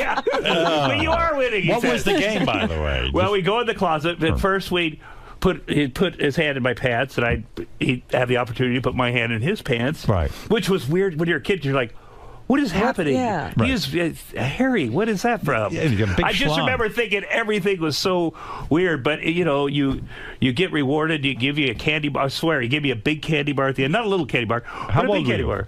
It started when I was like 4 to 7. Yeah, I mean, you get a candy bar and you're 4. And I know my dad didn't want me to eat sugar. For Stick that thing in my ass again. We're gonna have another candy bar. Exactly. What was the candy bar, by the way? Do you remember Baby Ruth? Yeah, like that. Oh, Baby love Ruth, I love Butterfinger. Baby Ruth. But yeah, I would have let a guy put his dick in my ass for a Baby Ruth. Exactly. I'm not sure I wouldn't do it right now. I am a food whore, so maybe that explains right. It's not a bad deal. But it is. We joke, but it is a serious. It is, because business. when I went back, I got sober when I was 30. I went back and I thought, I'm going to confront this guy. And I did it with a therapist.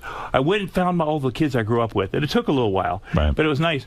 And some of them were embarrassed to talk about it because they think it's a gay thing, which it's not. You're a fucking little kid. Yeah, you don't know what you're doing. But a lot of them told me, you know what, that happened to me, including his brother. So it gave me the strength to go find him and confront him. Yeah, I had a friend. Something happened to him where he's total heterosexual, but he was a little kid, and some guy seduced him into touching his dick or blowing him or something, and it stays with him. You know what I mean? Well, you never let it go. You don't talk about it. That's the thing. Your whole life, you go, "What am I gay? Am I gay? Am I gay?" And and you're not. But it's just it's a terrible thing to do to a child. It really is horrible. So when you saw the Sandusky verdict, you probably said to yourself, "Okay, I was very happy, very happy." And I'm sorry, those kids were brave, and it's horrible. It's so hard because the statute of limitations, and kids don't talk about it, or kids don't want to talk about it. But I think when I see the Sandusky thing, I think there's kids walking around that may go, "Well, that's if something's weird, tell somebody." Well, listen. But kids just want to be loved, however. With Sandusky, the kids didn't even get a candy bar, from what I understand. No, they got trips. They did? They got, fucking they trips. got to go to Penn State you got the and shit be in the locker room. I really did. I didn't get to go to the Alamo Bowl with them. Right. There were big prizes. You only got a candy bar. You didn't even get a trip. Now, listen, Tom Arnold is in Tyler Perry's movie. Witness Protection. Which is a really fun movie. Is it a good movie? Medea, yeah, you've never seen her, but she's like nasty. She used to be a stripper and did a little This is where Tyler Perry becomes a woman? He dresses up like a woman. Yes, he dresses up like a woman, which he hates, I'll be honest. And you say it's funny. Yeah. The Medea's hilarious. It is. She's very inappropriate, very politically incorrect, and it's a sweet movie. And is it in 3D? Will we see you in 3D? I don't think Medea and needs to be in 3D. That much, but I set up the thing. I'm like a Bernie Madoff guy that, the evil white guy. You're the bad white guy. Yeah. And his movies are all the white guys. Eugene Levy's a good white guy. But I told you there are white people in it. There are white people in it, but Denise Richards, who's very sweet. So she's awesome. She's some hot piece of ass, huh? Well, yeah, but she's also like an awesome mom. Just an awesome person. I saw a clip of Denise Richards blowing a lollipop on Bravo, on what's his name's show. The guy who was in here, Robin. Oh, Andy Cohen. So he said to her, here's be sexual with a lollipop, and she was licking this thing, Maron, what she was doing to this thing. You should see what I could do with a Butterfinger. Oh, really? No, I'm kidding. I'm kidding. No, but she's very sexy, and she's very sweet. Yes, she's very, very been through a lot. She sure has. Oh, my God. Well, you don't marry Charlie Sheen and expect not to be through a lot. I mean, at some point, you got to take personal responsibility. Yeah, that's true. Well, you are the greatest guest. You know that. You come in here, you talk about everything. You're unafraid of Hollywood and all of that. You come in and you say it. I do hope they ask you to be on the Roseanne Roast. and despite your mental health, I hope you go and do it. But it would be a bad thing for you to do, but it would be wonderful for us, and your public comes first, I hope. Thank you. You are worth $30 million, is that true? No. That's what I read. No. I've made probably more than that. But you are not worth $30 million? Money. No, hell no. Divorce killed you? It hurt. It hurt big time. It hurt. Sometimes prenup. Hurt more than it helped. No prenup. No prenup. Never, he doesn't believe in prenup. Don't. You got a consistent thing going. You really are crazy. Yeah. They call your sister the crazy one, but she's not. Yeah, what is his sister doing now? She is selling. She works at a call center. Apparently down in Phoenix. Are you not in touch with her? I am. I hear from her. First when she gets out, because she's been at 2 10-year terms, I got real close to her in the in between, and then when they go back to prison, it's so disappointing. You leave them alone. So I thought I'd give her a little time. In other words, she did 10 years, and she came out, and you tried to have a relationship with her, and then when she went back, because I guess she was doing the same thing again. Yeah, exactly. She got back into the life. You got so disappointed, you cut off a relationship with her for 10 years. Well, for 4. I didn't visit her for 4 years. In prison. Did she hold that against you? No, who knows? Who knows? I mean, I did the first time I supported her. I went down to she was in that prison that Martha Stewart was in West Virginia. I went in there, fucking talked to the ladies about drugs and alcohol. They were so receptive because they're so horny. All these ladies, right? Her cellmate, little mama, was like all over me, man. It was like a good feeling. I said to the person, maybe I'll stay in one of these cabins here tonight. Seriously thinking about trying to get laid, hook up with some of the ladies. The ladies in prison, like when you would go talk drugs and stuff to them.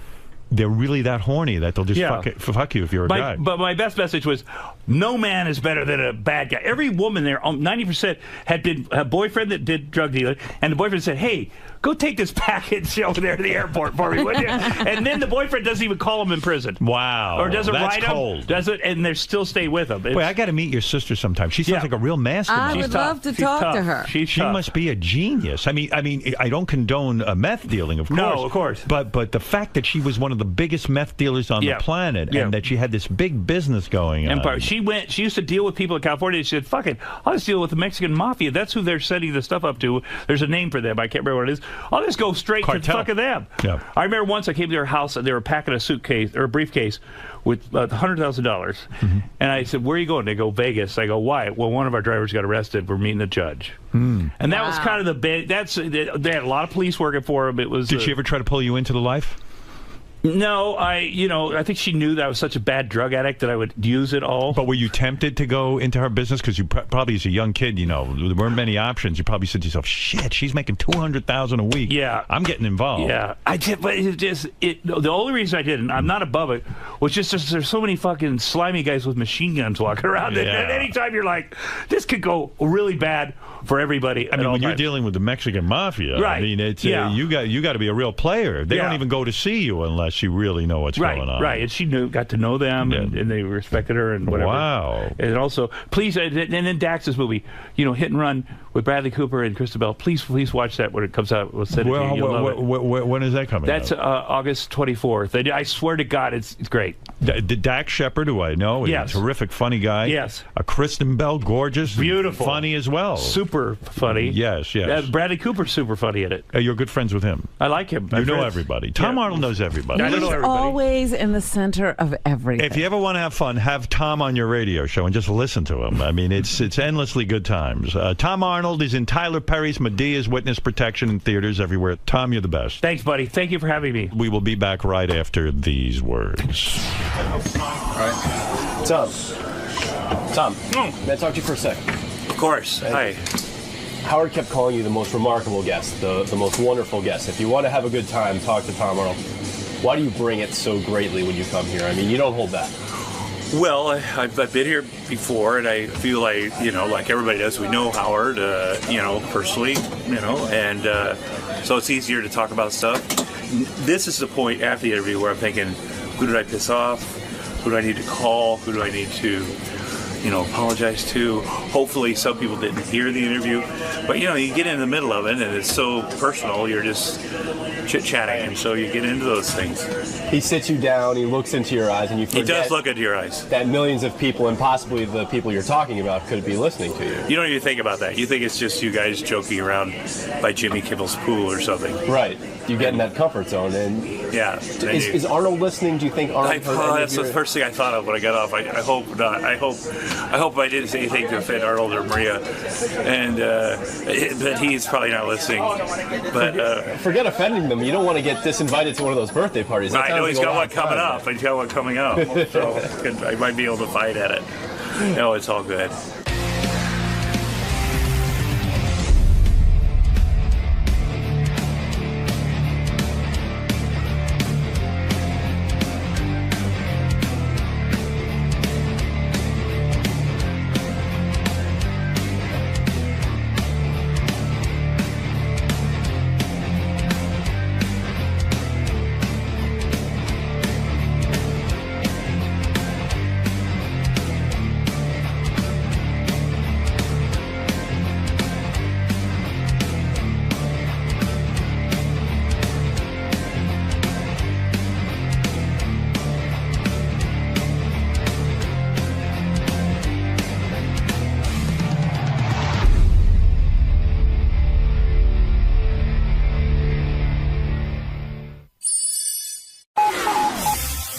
This is the best of the wrap-up show. A recap and behind-the-scenes look with John High and Gary Dell'Abate. The best of the wrap-up show begins now. Hey, I'm Gary Dell'Abate, Baba Booey. On Monday's wrap-up show, we talked about our big guest we had on that day, Woody Harrelson, very interesting guy, came in live. And I also told my story of how Delta Airlines kicked me off the fucking airplane for no good reason. Not an Alec Baldwin type thing. There was too much weight on the plane, and I had to get off. And for those of you on Twitter who say I'm too fat, go fuck yourselves.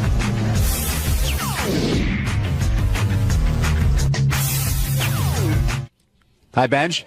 We're going to talk more about the sensual ponies, John. No, we're not going to talk about the sensual ponies. Yes, we are. We're going to talk about Woody Harrelson. I don't think he was into sensual ponies, but he is certainly a bohemian in most sense of the word. He came in shorts and barefoot and basically hanging out, and I mean, I love his attitude. I think he's got a great attitude towards life. What do you think? Yeah, he seems like very like he's one of those guys that just like is happy and enjoys life. Although Howard keeps saying he's so angry, like he kept saying like you seem like he has an anger issue and stuff, but he seems really laid back to me. I don't. Has there been a lot of? They kind of mentioned like he's blown up a lot of paparazzi guys in the past. I think it's happened, but yeah, I mean, I guess there's that. Maybe there's that side to him, but. All I've heard for the last couple of decades is he's hanging in Hawaii with Willie Nelson, doing vaporizers, not smoking anymore, but just having a good time. And even here, I thought in the studio with Howard, he was very laid back. He had his shoes off. He was barefoot. Yeah, really. And he has nice feet. Really laid back. And then I thought what really put Howard over the top was when he talked about hanging with McCartney out east, because Howard immediately was like, "What? How do you?" Because Howard's out there all the time and.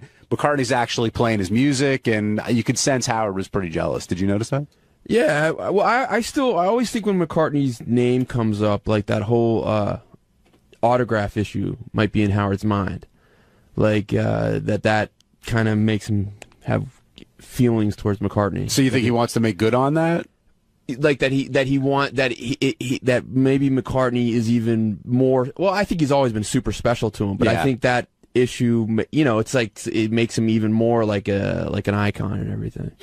One of the more shocking things I thought he said was he was doing Biloxi Blues, and he had Cheers came along, and he didn't want to go. He really wanted to stay and do Broadway, and people were like, "Are you nuts? You're passing up a golden opportunity." And that opportunity really did change his career. Well, remember how weird it was? Remember Coach was the original guy, and Coach the actor who played Coach just died, and then this guy Woody showed up, and I always thought that was weird. I always thought that the actor, Woody Harrelson, might be so dumb that he couldn't remember his own name. You know how Tony Danza's Tony in every movie? Right. But I guess Woody was written before Woody got there. Yeah, and he was so good. He was great. Cheers. In fact, I think he's really an underrated actor to this day. A lot of the stuff he does, he's very good in, and you can tell he takes a lot of pride in his work, but then in his personal life, it's all about having a good time. Yeah, but going back to his professional life, when you say his professional life is annoying, wouldn't you say that he sort of does the movies he wants to do? Like, there are no Woody Harrelson shitty movies where he's just mailing it in, whether he's a superhero or something like that. He seems to do the movies he wants to do, whether they're good or bad. Yeah, I guess he's in that position now in his career. I don't remember early on if that was the case, because you can't pick and choose at first. You got to, take whatever. I would say his last 20 movies or whatever, he's like, I'll make what I feel like making. I would love to know what happened at that Nicholson audition, what Jack actually said, but it sounds like they had a good time doing that. The other not awkward thing, but the other thing he revealed was, with Wesley Snipes, he thought it was a pretty good idea not to pay taxes until somebody told him, you know what, I think you should pay your taxes. And Woody listened, but Wesley didn't. We've been getting pitched those guys since the mid-'80s. I've been getting pitched those people as guests, not the ones that work at Wesley Snipes. There's hundreds of them that are, I can explain to you why you don't have to pay your taxes. But, putting them on the air and listening to them are two separate things. I mean, you have to pay your taxes.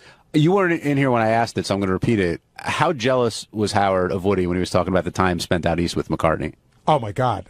Totally jealous. Totally jealous. He just wants to hang around. But Howard's the guy.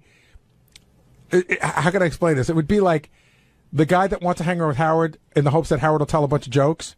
Like Howard wants to hang around with Paul McCartney in the hope. Like Howard always complains, how come Billy Joel never plays a fucking piano at my house? Right, but now he's found out that McCartney is actually playing music at his house. Except Howard will go, and that'll be the time he won't do it. Yeah, right. And Howard won't ask. Mark in Boston, you're on the wrap-up show. Hey now. Hey now.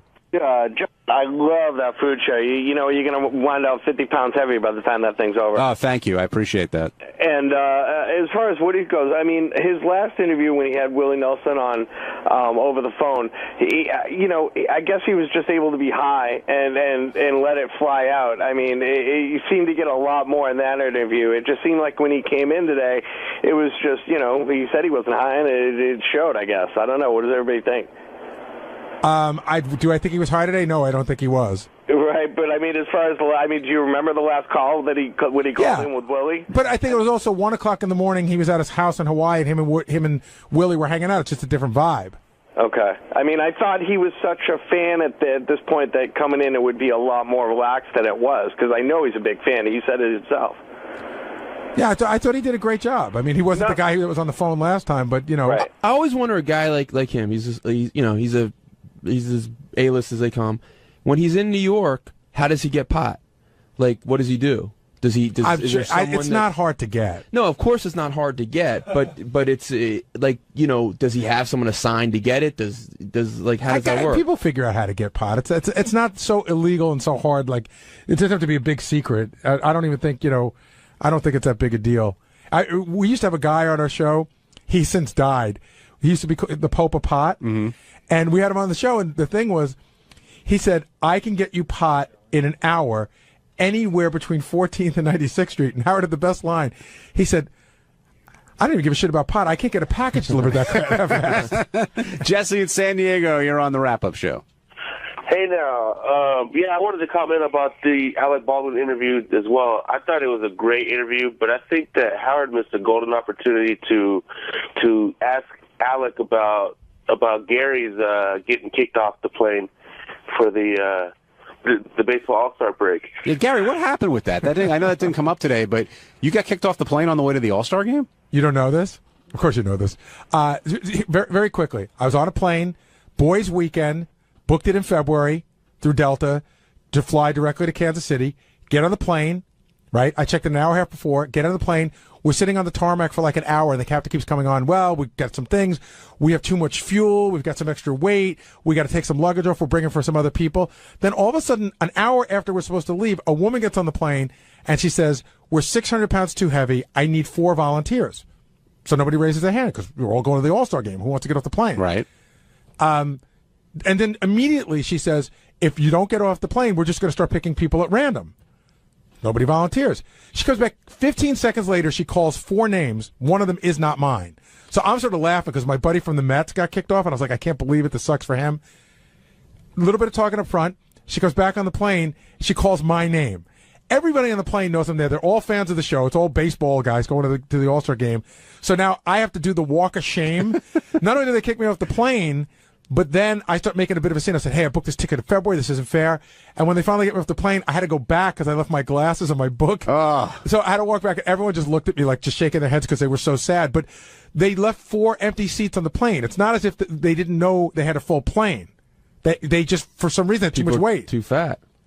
Yeah, why didn't they take off luggage? I don't know. I don't know the answer. That doesn't seem. Yeah, that doesn't. I'm told by a lot of people that a lot of airlines now carry cargo, like mail or packages for people. Yeah. And that's way more valuable. In other words, if they piss off the client who gives them stuff to ship out every day, that's going to piss that person. If they piss me off, they don't care. Yeah, but that, like, John, like, they could have taken off like 20 suitcases.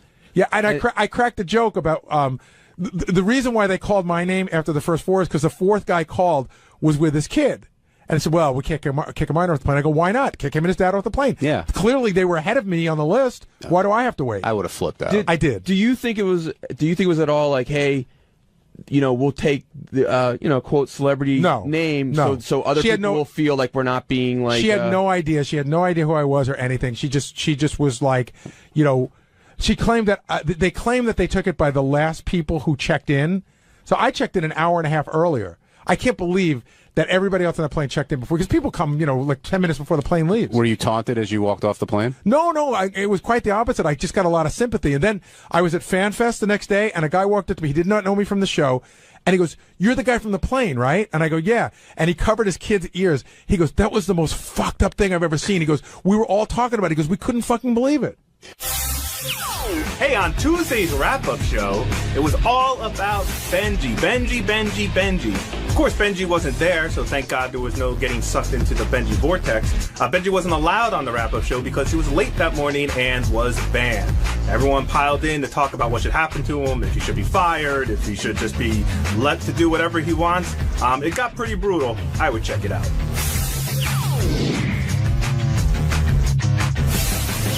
Welcome to the wrap-up show. I'm John Hine, joined as always by Gary Dell'Abate, who's not here. But Howard put in charge of the show, and I think he's handling his first issue. And part of that issue is Benji Bronk will no longer be on the wrap-up show. But in his place, we have young J.D. Harmeyer. Hello. It was a unanimous vote, J.D., by the way, to put you in the Benji spot. The unanimous vote of 2? There wasn't 2. Oh, It was the whole wrap-up show team. Teddy was involved, Steve Brandano, Jordan on the phones. Benji's going to be a major part of the discussion, especially because he's not here, which makes it very easy to talk about him. I'd love to have him come He's in. here. He just can't be here. Yeah. Here. I don't know if if he calls in, I guess maybe that would be acceptable. I don't know. We'll see. Oh, I don't know. Ask Gary. He's Gary, the authority here. if Benji calls in, can we take the call? Or because we're going to be talking about him for a while. No. Okay, no Benji. I believe no wrap-up show means no wrap-up show. It's a punishment. Okay. And so to have him call in makes no sense. So no Benji today. But again, as we talked about, like having if I said to Benji, don't come in to the regular show for a week, it affects the show. So no Benji on the wrap-up show is a punishment to us as well. Show starts. He's not there. Wait a couple minutes. He's still not there, and I guess he came in about 20 minutes into the show. And Benji's defense is he took a sleeping pill, and he hasn't done this in a couple of years, which we found out is actually true. It has been a while since he's been late. It's been about July 2010. Okay, it's 2 years. 2 years. It is not the first instance of him being late. He's been talked to about this many times by you, by Howard, by Tim. He's, taken his punishment and whatever else. Well, what punishment has he taken? Well, I'm getting there. But, I mean, he gets kicked out of the studio. He hasn't been kicked out of the studio. He did one time. Yeah, one time. For how long? A day. No, he's never been officially kicked out of the studio. I'm sorry, Jason. But 2 years ago, when he was kicked out, the last time he was banished from the wrap-up show for 3 months. That was his, as far as I know, the only punishment. And Howard TV didn't buy him breakfast for a while, I think. There's two things I want to talk about. Okay, the first one just about this morning, and then about a bigger overall discussion. I'm here every day. I don't get free breakfast. So this morning I said to Jason, let's call Benji. Okay, let's call him. So we decided we're going to call from Scott's studio in the event that he's sleeping. You want that moment or whatever. We can't get a hold of Benji. The number I have for him that's a theoretical home number is disconnected. Mm-hmm. Now he's got some other number that's a Google Voice number, which is not. Or that's not a real phone, is it? Yeah, well, it's a real number, but it rings anywhere theoretically. Okay, so that rings and nobody answers it. And I said to Jason, I want you to talk to Benji today, and I want you to get every number available for him. So he sent that a note. Tracy kicked a note back to us, and she said, good luck with that. I've been trying to get this from him for a year. Every time I ask him, he claims he's moving soon, and when he gets his new numbers, he'll let you know. He's got a cell phone that he's religious about lately. Well, we either don't have it, or that Google Voice goes to his cell phone, but that's not his cell phone number. But okay, so when I called him on Google Voice, why would he not answer if his cell phone's on him? He's on his way up. Because he was sleeping? No. This is about 5 minutes before he got here. I know. He should have been in the cab. He should have been, but he wasn't. And when he comes in, Howard, of course, is pissed off. Howard wants to fire him and says, everyone takes advantage. They know I won't do it, blah, blah, blah. But he's genuinely pissed. And Benji just doesn't say a word and sheepishly sits there and tries to let it go by. And everybody filed into the back office, by the way, to pile on Benji because of this, because it pisses people off who do come in every single day and do work very hard and are busting their balls. And Benji kind of gets away with this. Now, is this a situation where it's the old Artie thing where there are different rules for different people? Or is it just because no one's made the tough decision with Benji? It's because no one's made the tough decision. And I just want to bring this up really quick before you talk, Jason. I think I've talked about this before, but I think the year before we came here, which is now, 7 years ago? Mm-hmm. Right? We're in the second year. So the year before we came, so 7 or 8 years ago, I vividly remember sitting down in the studio at K-Rock, Howard, myself, and Benji. And Howard, in a way that I've never seen him before, had a very sort of honest, forthright conversation with Benji. He looked him right in the eye and he goes, listen, I love you. You're a great writer, but this lateness is bullshit. We're going to a new place. I'm not going to put up with it. And I remember Benji being very repentant and saying that, he wasn't going to do it anymore. So it's been, when he says he hasn't been late for a couple years, that's true. Yeah, but you know what? And listen, I hate coming down too much on his lateness, because who knows? The day might be out there in the future where something happens, God forbid, that I'm late to the show for whatever reason. It happens in life when people happen to be late. And Jason, let me stop you, because I remember like a year or two ago. You got stuck with the train or something like that. The guy covered in shit. And JD does this too. You'll email people. You'll make sure people are covered. There's a big difference with that and then just not showing up. Jason, how many times? I mean, there's been times where I've gotten here. I usually get into the office at 5:20, 5:25.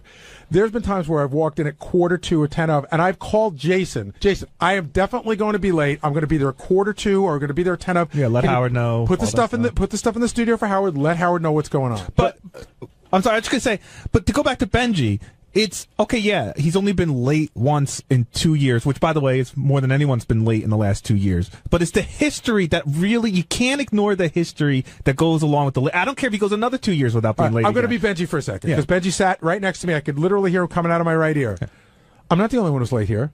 What? I'm not the only one who's late here. People have been late all the time, yet they don't get in trouble. Yeah, well, you're the only one we have on record. Well, that's not true. Well, take it up. Robin's been late. Gary, you've been late a bunch of times. No, not true. Not true. Yes, you have. Prove it. Well, pull the logs, okay. Benji. And I'll go, Benji. Let me interrupt this fake Benji argument for a second. That was masterful acting, Jason. I do agree that Benji would.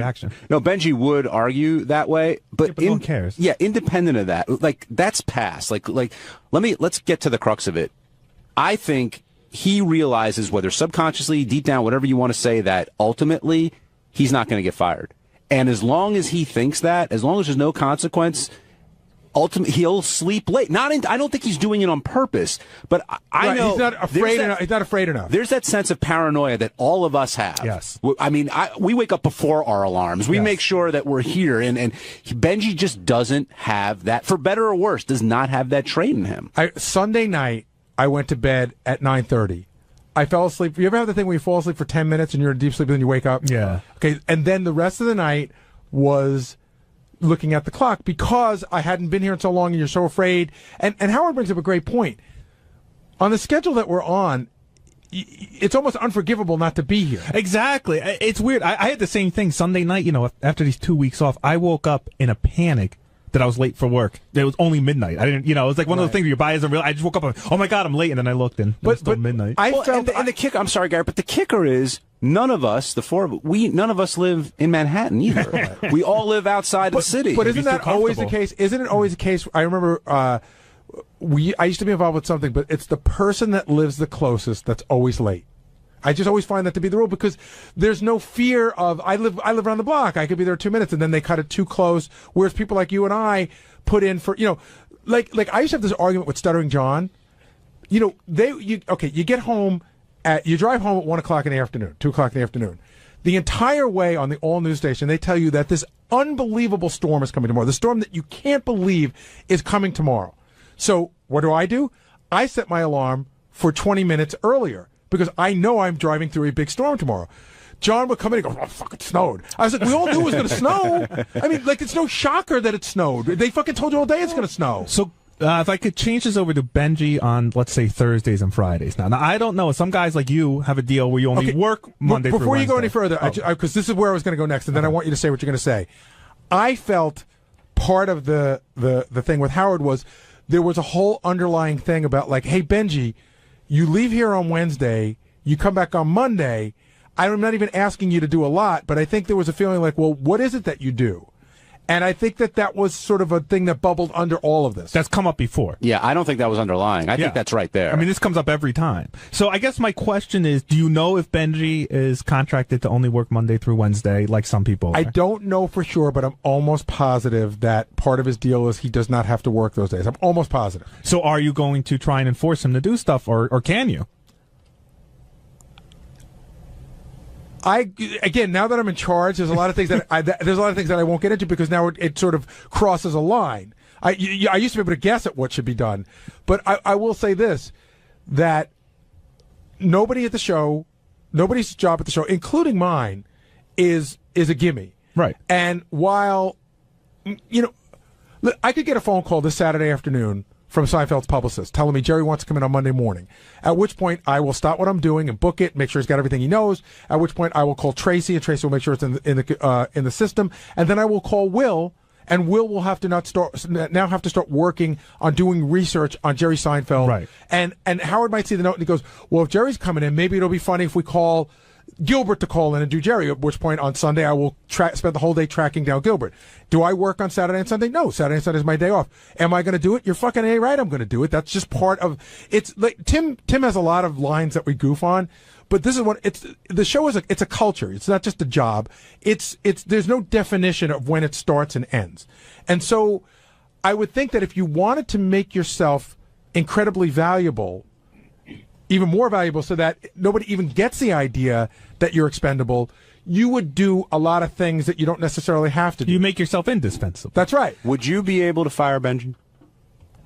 Would I be able to? Are you asking on a personal or a business level? Both. I think I would be able to if he gave me no choice. And I think the way he would give me no choice is if I were able to open up a file and say, there's this, and this. I've seen you 7 times in the last 12 months. The last time we gave you a warning, we're out of options for you. This isn't me, this is you, because I have it all written out here. I've given you every option there is.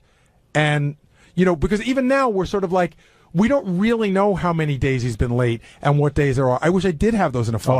I'll look them up. If you called Howard today, personally, and said, hey, man, I think you're asking me to make a decision. I think the best decision for the office is to let Benji go.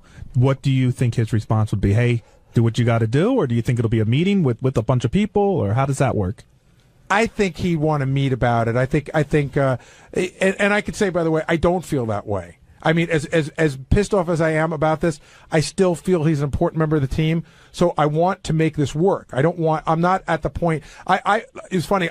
John and I were in an airport a couple of weeks ago, and there was an HR person sitting next to us, and we heard her entire conversation. It was a half-an-hour conversation about how they are going to begin to fire this very, very important person in a company. And it was pretty interesting to listen to. It was like, don't give them any more to do.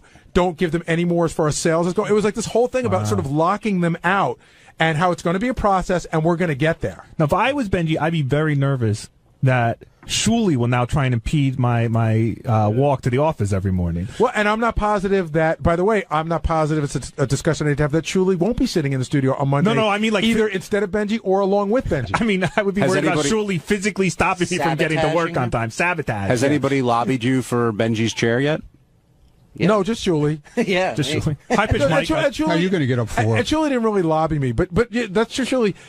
Can we talk about this? We better talk about this. You've had some issues with punctuality. I had a ton. So what happened with you? Well, number one, we lost our car in 2010, and we were living about you lose a car commute-wise about an hour and a half commute for me, bus and trains and all that shit.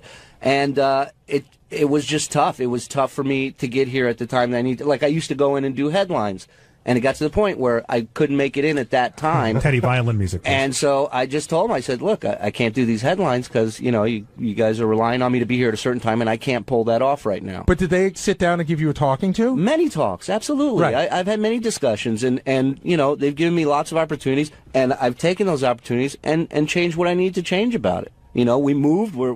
I'm 20 minutes away from work now, and about time. Yeah, I mean, it just. I was in a rut. I was just in a rut in many ways, financially and all that stuff, and it was just a tough spot. But they gave me opportunities. They gave me a chance. Did you notice during that conversation that Benji walked in here and then walked out? I did not. That was weird because. He looks like Mr. Magoo, too. What's with the eyes today? Howard flat out said, do not come to the wrap-up show. And then he just walked in the middle while we were talking about him. If he tried to get on a mic, I would have stopped him. But weren't you looking for him? Oh. Did you not hear the show today, Scott? Did you know that Howard banned him from the wrap-up show? But I thought you wanted to talk to him. That's what I thought I was... Based on what? I was working with... I thought at the beginning of the show you said, where is Benji? I did not. Did you tell him to come in here? I did. It was my fault. What's wrong with you, dude? Produce this guy. You sent him in here? More work for me. Wait. Hold it. Did you send him in here? I did. Did you send him in here as Yes, I did. No, but did you send him in here as a bit? No. Like your Langford thing? I was working with Fred, and I thought I heard you guys... I thought that Steve came in and said that he was looking for Benji. I said I was looking for Benji to let him know that there's a meeting afterwards, and I'll be down at the wrap-up show, so I can't tell him that. See, I misunderstood. Okay. I was working with Fred, and That's not what Goodstein said. He said you planned another Langford. No, not at all. He came in, and he was looking for Benji, and I... I know. Scott, you are well known. You are well known for hopping to help other people with their jobs. I wasn't trying to prank. Okay. Pat in East Hampton, you're on the wrap-up show. Hello. Hey, Pat. Hey, what's going on, man? Hey, listen, Howard's busting Benji's balls, man. He's giving him too much shit. Well, why do you say that? Because, Christ, I've been fired for being late. Well, then you're probably not a good example of what a good employee would be. That's why it's pissing me off. I get fired for being late for maybe a month. The first month I'm late once I get fired. Benji hasn't been late for 2 fucking years. For 15 minutes, he's late. You guys want to bust his balls? He's actually a half hour late because he's supposed to be here at 5:45. Right, he's supposed to be a quarter. And also, Benji has a history of it. Whether he thinks he's right, he hasn't done it in 2 years, but I think that he's got zero tolerance because of what happened before this. And listen, sir, I'm sorry you got fired, but what message does it send? Again, now Gary has to think about this. What message does it send to the rest of the staff? Why shouldn't Will be late a few times over the next year? Like, what's stopping him? Clearly, there's no punishment being meted out. Steve in Sacramento, you're on the wrap-up show. Yeah, thanks for taking my call. I just wanted to say, as far as Benji is concerned, I hire a lot of people, and I look at 3 things, and not the least of which is teamwork, passion, and talent. And I don't think there's any question about he's got the passion and the talent. The question is the teamwork aspect of things. And though he hasn't been late in 2 years, from what I've been hearing on the show, he cuts it close, or had been cutting it close a lot of times. And it's sort of like a baseball pitcher taking the mound and the catcher's not there, and all of a sudden the batter comes up and the catcher runs out, and then he's got to throw a pitch. So I guess my whole thing with Benji is that he's got name branding to worry about in terms of life after Howard. And if I'm sitting here as a prospective employer, whether it's a screenwriter, a comedy team, post-production in TV, movies, whatever, I'm thinking, okay, here's a guy that has issues with getting along with people, not showing up, and he's got this whole vortex thing going on, and I think that is going to potentially affect his reputation in terms of life after Howard. I can answer that. I could start by saying that Benji absolutely does not have a problem getting along with people. Yeah. In fact, you will find that almost everybody here says Benji's the easiest person to get along with. And if you remember our conversations with Greg Fitzsimmons years ago, when it comes to what Benji does for a living, and I think Benji's sort of banking on this, if you're a good writer, all sorts of shitty behavior is forgiven. If you can be a good writer, you know, if you're good at anything, like I remember Fitzsimmons did that whole rap about working on a show, and he's like, "Well, if you're talented, you should be able to come in whenever you want, and they'll forgive that." Yeah, and Fitzsimmons is beloved in the industry, so. So Benji, to put this 2-year thing in perspective. Okay. Well, I mean, come on, I like Greg, but you know, obviously, Jason just walks by, lobs a grenade, and keeps moving. It's the fucking craziest thing. That one actually just fell out of his back pocket. It's like pins in the teeth, grenade over the shoulder. See you later. Back to Benji. It has been 2 years, but let's put those 2 years in perspective. We've worked 3 days a week for the last year, so really, in work years. It's really been a year since he's been late. I mean, seriously, when you put in the actual number of days that we're here, when people hear 2 years, they're thinking 5 days a week, 12 months a year. Jason has a point. We don't work that schedule. We're on a limited schedule. Or at least Benji's. I work 5 days a week. I like to put that right out there on the air. Ronnie, if you're the guy in charge here, if you're in Gary's seat now, how would you handle the situation? Well, I don't think Benji's going to like my answer. It's okay. It's okay. He's not here. No, he's listening. I know he's listening. But nothing against him personally. But everybody's been letting him get away with this for years. And you got nobody to blame but yourselves. You should have put a stop to it a long time ago. So the thing is now, somebody has really got to put their foot down. And unfortunately, I guess it's got to be you, Gary. So are you saying that you think I need to fire him? Not fire him, but you really got to put your foot down. I agree. Not just sit him down and talk to him. You got to come up with some kind of, I already have a deal. No, I already have. But Ronnie, everybody says, I think everybody agrees with you, but everyone's saying you got to put your foot down, but don't fire him. But what do you think would kind of wake up Benji and make him sort of not disrespect his job anymore? I don't know. I don't know what it is with him. I mean, he's had this issue for years now. I mean, he might not have been late for the past 2 years, but he's been cutting it really close. Mm-hmm. I mean, there was cameras waiting for him in the hall every day at one point with reporters. And they're telling me if he comes in late, don't let him in. I mean, it's why does there have to be a school teacher there waiting for him every morning to see if he's going to show up on time? See, the thing with Benji also is he thinks that this is about him. He only sees it from his perspective, like I can't get up, I can't whatever. But Ronnie brought up the word that comes up over and over again. I don't think he understands that when Benji's late, Howard feels disrespected. He feels like it's a fuck you to Howard. And Benji's like, I don't think Benji feels that way. I don't think Benji goes like, I'm walking to give Howard the finger, I can do what I want. But I don't know if he understands enough that that's what Howard sees. What did you think about Howard apologizing to Benji towards the end of the segment, saying, it's my fault that you don't have good work habits? Like, Howard was kind of blaming himself, but also apologizing, because we know Howard does not like to be the bad guy. I don't know that it's. Well, I think that's why. I think that's why at this point he finally decided to put Gary in charge of this thing. I don't think it's getting to the point where he is really fed up, and he doesn't want to be the one to really do something bad about it, and that's why he finally put Gary in charge. I don't think. I don't think that it's Howard's fault that Benji has bad work habits, but I do give Howard a little bit of the blame. That I think Howard's feeling all along is if I scare the shit out of Benji, he'll stop. And that wasn't the right solution. So if you talk to Benji today, let's say, and obviously if he's late again next week, that's going to be a major issue. If he's late again next month, that'll probably be a major issue. So is there a time limit on it? Is it just don't be late again? Like how do you think you're going to play this out? Again, now that I'm making a decision, I have a plan. I have a very definite plan. Tim and I sat down. I have a very definite plan that I haven't even spoken to Benji about yet, but it would be unfair of me to discuss it on the air. Is there any chance? There is a plan. Is there any chance if you have to fire Benji, you're going to delegate it to me to do? No. Okay, cool. I don't need another Richard Jenny on Or me. JD. Keep that grenade for later. You Jason. didn't fire Richard Jenny, for God's sake. No, you put him on the ground. Yeah. Yeah, I didn't fire him. Can I ask you a question, Gary? Sure. So Howard says what he says today on you've known him for many, many years. Do you think what he said about having me in there Monday, you think it's more to rile Benji up, or do you think it's something he might actually be considering? Well, I think it's both. And here's the thing, and I said this on the air, I think it's more to light a fire under Benji's ass. However, he may find that you produce as well or better than Benji, and then that's unfortunate for Benji because that option would have never been shown to Howard if it wasn't for Benji fucking up, and that's his own issue to deal with. Do you think that Benji is listening to this entire wrap-up show? Yes. Okay. Other than when he walked down the hall and came in awkwardly and then left, yeah, I think he is listening, and I think I don't know if he knows what to do now. You know what I mean? The damage has kind of been done, and he's going to have to ride it out. I also think that the music and the stuff he's doing with Elisa absolutely is playing into this, and when she came up today, he got real. Did you notice how pissed off he got? I mean, I didn't notice, but I'm sure that has taken a lot of precedent in his I think life. Howard made a comment that he liked to see how long she stays with him if he doesn't have a job here, and he really, really got angry at that.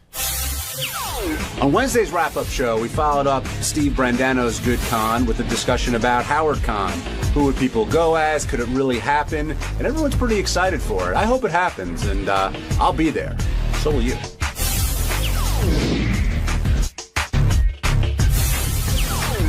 Steve Brandano also had a good con out in San Diego, and that led to a discussion about Howard Con, which we're definitely going to get into because when that came up, Sal and Richard immediately ran into the back and started putting up names galore. Yeah. So we'll get the guys down here to talk about that, and I think people love that idea. And I don't think it would be that difficult to pull off, actually. No.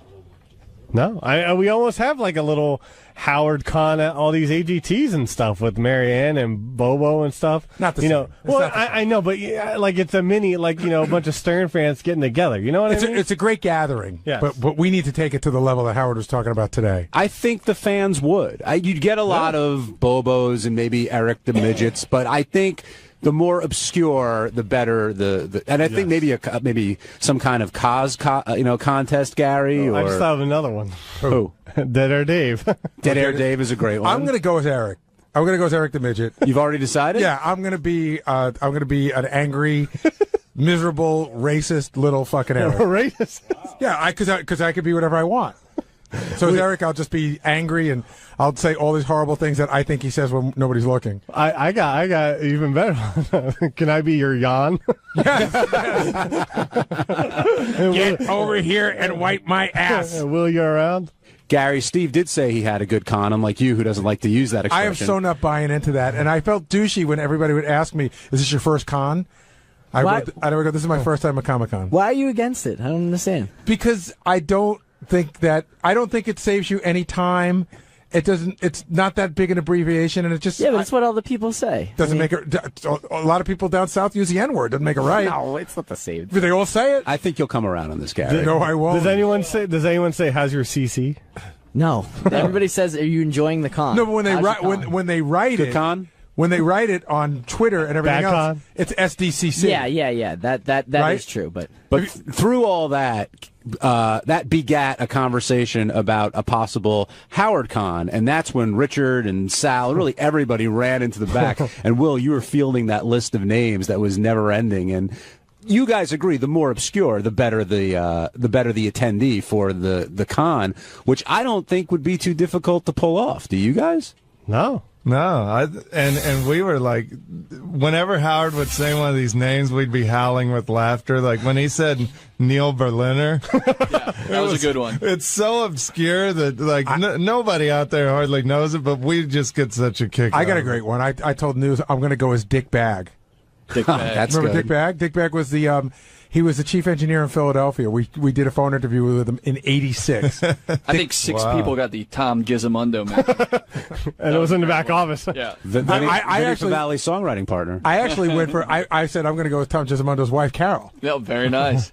Now, Will, how are you qualifying these? Like, what made better ones? Just the more obscure they were, or like what did it for Of course. I mean, there were a couple that were just ridiculous. I think I put up Nancy from Traffic, and he didn't bite on that one. I like Nancy the receptionist, though. Yeah, Nancy, she would have been a good one. Somebody said we should put on a horse outfit and go as Blaze. Yeah, that's a good one. See, my favorite, Sand and and Ruby. I don't know if Howard even said it, but it's so obscure that Howard I don't think said it, is Richie Balinson, the installer to the stars. Too soon. Too soon. Too new. Yeah, but I love Richie. Yeah, Gary, I think George Flowers went up and you said it's too soon. No, these should all be pre-'90s, really, really obscure. Nobody's doing, I guess you could do a weird character from a recent movie. What about Thom, the engineer? That's another recent one that would be great. Evan the engineer. Yeah. I like the old school stuff. Do you think something like this could happen? Absolutely. We threw a prom, right? We just said we're going to throw a prom, and then we rented a place, and we hired a band, and we said, come to the prom. Yeah. And everybody did. They dressed in prom outfits, and we had a couple of activities, but it was really a gathering for the listeners. Don't worry, when this show ends, it's going to get very sad for the staff and what they will do for a quick buck. Who do you think? You mean when the show ends? You mean as opposed to Sal being in the movie he's in now? Oh, good point. Who do you think will be the first one attending please. these? They'll all be running for the money. That's a good point. I don't know. I think Scott's going to be pretty hard up for some money. Scott the engineer. Leave Howard out of the. Let's leave Howard out of the equation. So now it's like a Star Trek festival. Okay, Howard's he's ungettable. Yeah. Who is the William Shatner after that? Is it Robin? Yeah. Right. What about Fred? He's up there. Fred's a big get. You know, it's whenever somebody will bring me Private Parts, the book, and you open it up, and there's that inside cover where we're all dressed as women, and they try to get everybody's signature.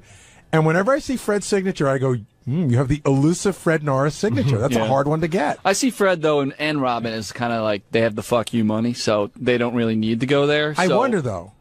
Maybe. They have the good money. I don't know if they have the fuck you money. Yeah, but you have the organizational skills to make this happen. I could see you kind of lead the charge. I will definitely be part of the.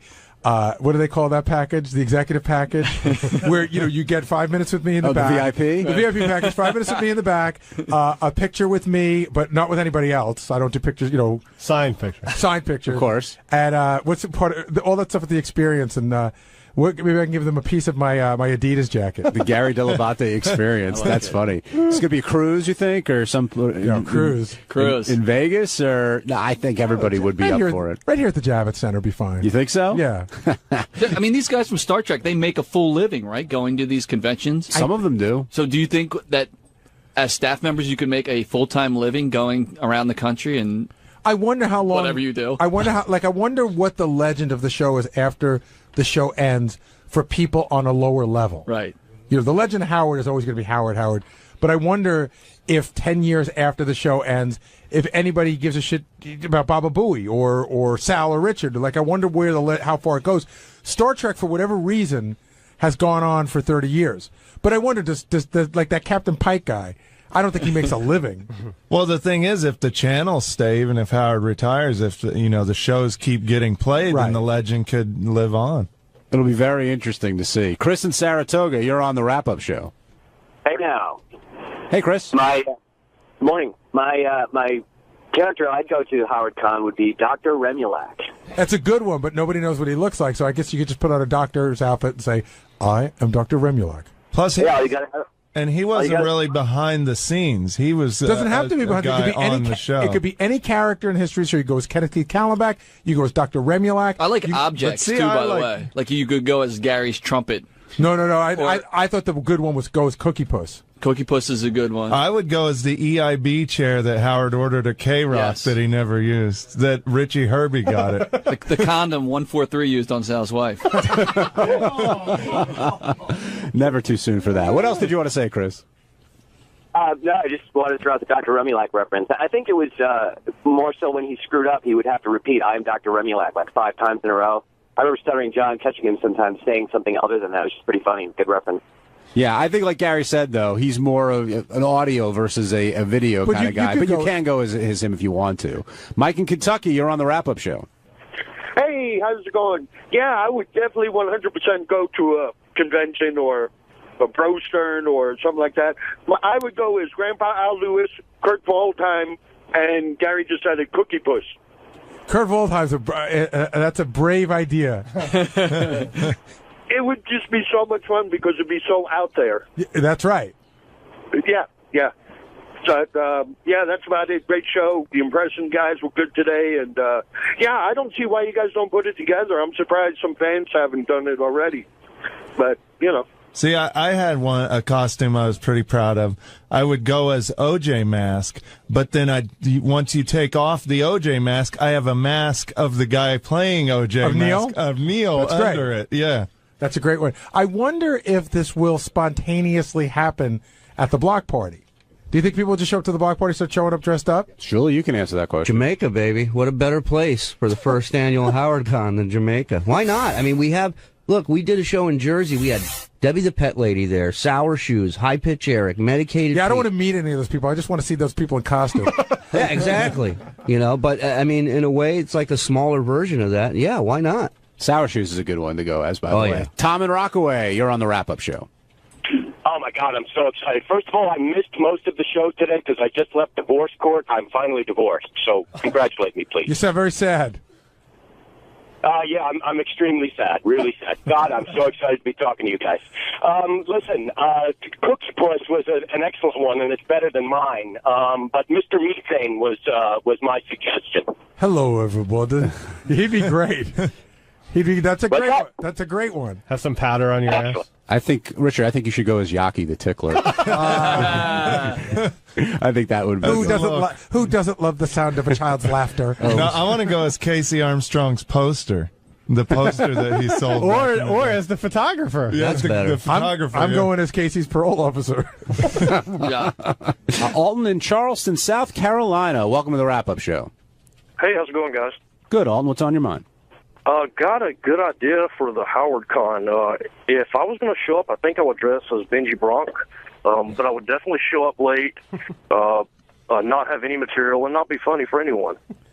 I would like to go as Benji at last year's Christmas party. That was a funny-looking dude. Yeah. Do we agree? Oh, yeah. I had that. But he was just being himself. No. He had a whole weird outfit on. In fact, I had his picture on my cell phone. My younger son, he goes, "What band is that rap guy in?" He thought it was like a rap star. I would want to go as Benji when he had the goth Benji when he had that wig and the eye makeup. I would go as Benji when he's part of the African tribe. Yeah, there's lots of Benji options if you want to go that way.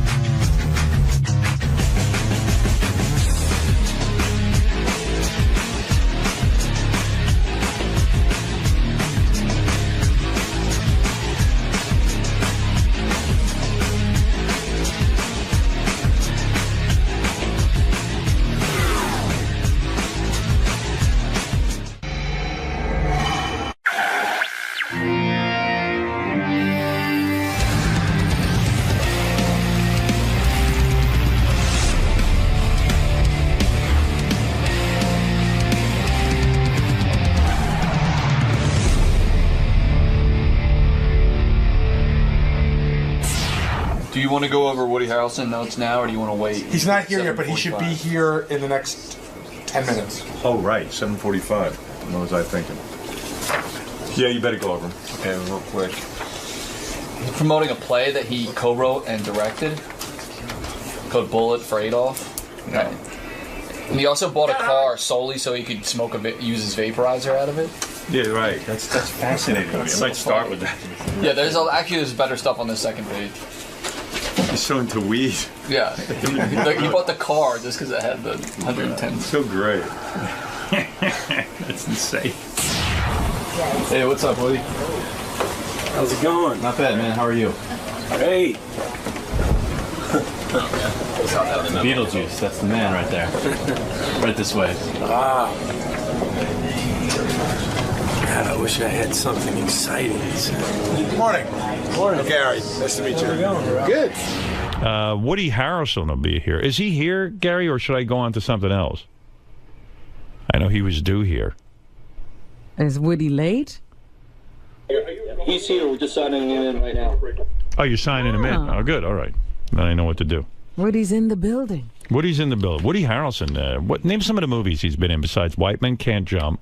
The one with the one about the guy who does Hustler magazine. Right, Larry Flint. Did he win in a Natural Born Killers too? Is another Natural one. Born Killers.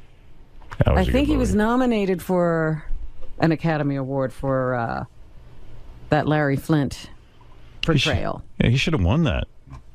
I mean, I think Courtney Love won an Academy Award for that. I don't think so. No? I don't think she has an Academy Award. Oh. She was nominated, maybe. I'm not sure, but I don't. She didn't win anything. Natural Born Killers, White Men Can't Jump. Oh goodness, what else is he No been Country in? for Old Men. Oh, remember that one, The Messenger, Oh, he was great in a couple that. of years ago. Yeah, really good. He's a really good actor. He did this movie where he plays sort of a retarded guy who wants to be a superhero, and I can't remember the name of it, but it's great. Yeah, bring him in. I'll ask him. He'll tell us the name of it. It's a great movie. 'Cause Was he just playing full retard? Yeah, and he went full retard. He went full retard. Woody, you played full retard?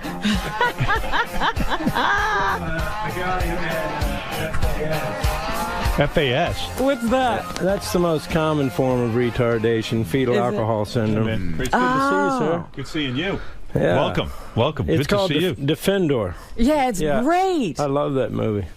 Yeah, I didn't see that movie. You've got to see it. Join the ranks of the rest of the world. Does that kill you as an actor when you know you've done a really good job on a film and no one goes to see it? I mean, does it just kill you inside? Or are you one of those guys who can blow it off? Well, no. What kills me is if I really think the film itself is fantastic. You know, if I've done a good job in it, that hurts a little too. But mostly just the fact that movies you really care about and worked hard on turn out really good, and you know, by virtue of the fact that distribution can or cannot always be the best. How do you know if you're a good actor? Seriously. I mean, like, there's a lot of dudes who want to get into acting. A and lot they of people suck. think they're acting. Yeah. How do you know you're a good actor?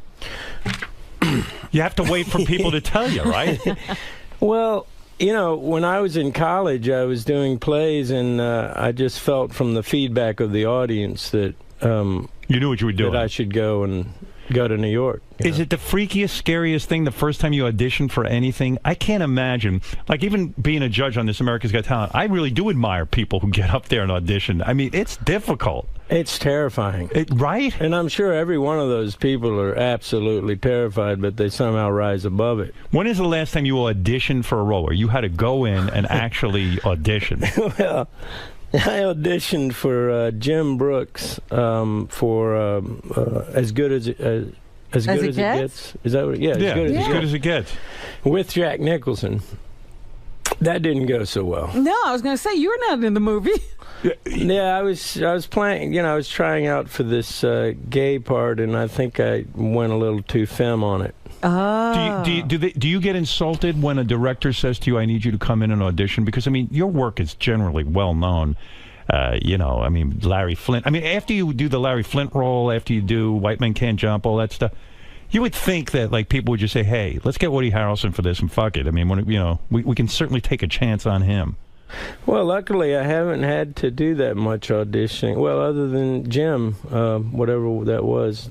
Were you angry with Jim for making you audition?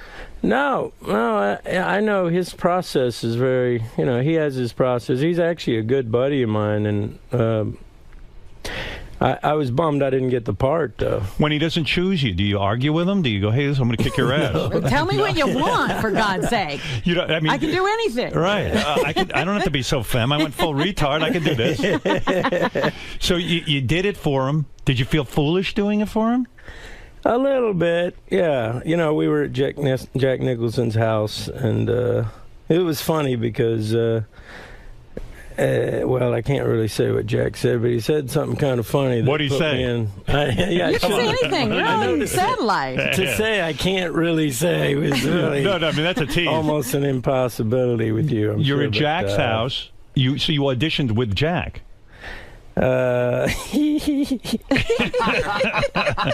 It's one of those things you just really don't want to say publicly. I know you'll understand. But you go to Jack's house to do the audition with Jim Brooks, and which is kind of informal and nice, I guess. But I would be intimidated to go to Jack's house and actually have to audition with Jack. I mean, he's an intimidating dude, right? Well, yeah. I mean, he certainly, at the time, he was more intimidating only because I know him pretty well now. But at the time, I was nervous. Right. Did you do light up and smoke a doob, or because he loves weed. Maybe that's what he was saying that he couldn't say. And you love weed. I mean, you've made that clear. I mean, you love it. Well, we somebody talk to you? We did smoke one afterward for sure, but not before the audition. I don't think that helps. Did you know you blew the audition? On the other hand, maybe it would have helped. Who knows? Did you know right then and there you blew the audition? Yeah, I didn't feel it. I knew it wasn't. You can tell. I could tell by Jim's face this just wasn't happening. Oh, that's awful. That's just awful. Did you ask to do it again? Oh, he had us do it several times, but who got the role? Greg Kinnear, and he did a great job. Greg Kinnear outacted you? What the fuck? What are you talking about? Talk Soup. Yeah, what are you kidding me? You let him get that role? Well, yeah. Good Lord. There's a lot of people auditioned for that. No kidding. Yeah. I didn't know that. So, Robin, you look good. How are you? I'm fine. How are you? It's good to see you. I'm great. Couldn't be better. So this, I hear you're vegan, and that's cool. Yeah. Oh, she's full vegan. Yeah, that's awesome. Do you wear shoes? Like, what do you wear? He doesn't have on shoes right now. Yeah, I'm. What are you wearing over there? Very astute, Robin. I don't wear any animal products. No. Are you a hippie? Do you think? Would you classify? Yeah, I'm something of a hairless Hawaiian hippie, I guess you could say. Because it's a funny thing with you. I read this, and tell me if it's true. You bought a new car specifically so that you could hook up your weed vaporizer. Like you want to smoke weed. Like everything's made of weed. You use weed for fuel. No, but explain to me. The car, you specifically went to get this car because you like to vaporize your weed? That sounds like a wild story. There. It is wild. I never know what to believe. I mean, I actually read I can't imagine buying a car so that it will be more conducive to smoking herb. But right. And in fact, I decided I quit. You quit weed? No, I quit quitting. You gotta let me finish. Sorry. You put me into shock because, I mean, you hang out with Willie all the time, and Willie's not hanging out with anyone who doesn't smoke weed. I mean, that's your bond. Oh, yeah, we do puff a few together, me and Willie. When you say you puff a few, because I've hung out with Willie, like Willie we gave Willie a contest. He rolled a joint in like 3 seconds flat with one hand. The guy's fucking amazing. Yeah. He's like the king of weed. When you guys say you smoke a few, like, I take one hit and I'm done. I'm paranoid. I hate it. I can't smoke weed. I'd love to hang with you and smoke weed. But I would be so paranoid I would crawl into a corner. So when you say you're with Willie and you smoke a few, does that mean like 10 joints in a day? Well, that would be a slow day there. Really? Ooh. How do you do that? You're just sitting playing dominoes and chess, and That's how you get through dominoes, I guess. Yeah, that's a boring game. We play games all day long. Wow. We gamble with each other, and he's better at dominoes. I'm a little better at chess, so it evens out a bit. What is your ranking as a chess player? Do you know? What's your rating? I'm a master. Are you? No, I'm just kidding. No, what is, I have no rating, but I have beat masters before. Are you good enough that you even know what opening you use, or you don't even know that? Well, no, I mean, I haven't studied it that way. I just, I guess it's more by instinct, but I have been playing it quite a while. Right. And you say you bet with Willie Nelson when you guys are hanging out. Like, what are the stakes for a dominoes game? It varies. It can be anywhere from 100 to 500. That's it. You don't get crazy. Yeah, but I mean, we're playing game after game after game, so it can add up a bit. Right, because you're both very wealthy men. You are worth $65 million. Really? How did he get to be worth $65 million? Look at the list. I have it right here off the internet. A very reliable source. $65 million. I'm feeling a lot more secure than when I came in the door. You are worth, with your assets, your home, and everything else, $65 million. Congratulations. So I would. Thank God. So I've been You didn't even know. I had no idea. Do you have any idea what your net worth is? No, I really don't. I try not to think about those things. Those things scare me. Who's handling that? That's all in the wifey's hands. We put Really? everything in the wifey's hands. You're a brave man. Yeah. Yeah. You must do that with your wife. Oh, yeah, sure. Yeah. What are you talking You about? didn't sign a prenup, did you, in 2008? Of course I did. You? Absolutely. Okay, so what's going to happen if you guys get divorced? What goes to her? Well, listen, it's a very generous situation, but at least you know that. Look, I was married once before. I'm a realist. I never thought I'd be divorced, but it can happen. And as in love, anyone who doesn't sign something where you say, listen, let's get this out of the way, it's silly because a marriage thing is a contract. I was thinking about it. It's better to do what would happen if we start to hate each other while you're still in love. You're a guy who examines everything about government. The government set up this contract between you and your wife. Why would you go along with it and not do your own thing? Well, that's why I never really agreed with the concept of marriage, because I didn't think the state or, the church should have anything to do with my relationship with my wife. But on the other hand, eventually, you do what... what she said. She believed it. So you don't have a prenuptial agreement? No. Wow. And you think you'll be married forever? Well, my feeling is, I don't know, maybe I would change it, but I can't imagine. I've been hanging with her for 25 years. I think she's the most amazing woman in the world. I got 3 kids with her, and I figure if we ever did split, which I can't fathom, I'll give her everything. I'll give her more than she wants. So you don't have any kind of Hollywood arrangement, like open marriage kind of thing, or any of that? Can you go out and bang a few chicks on the side? Was she cool with that?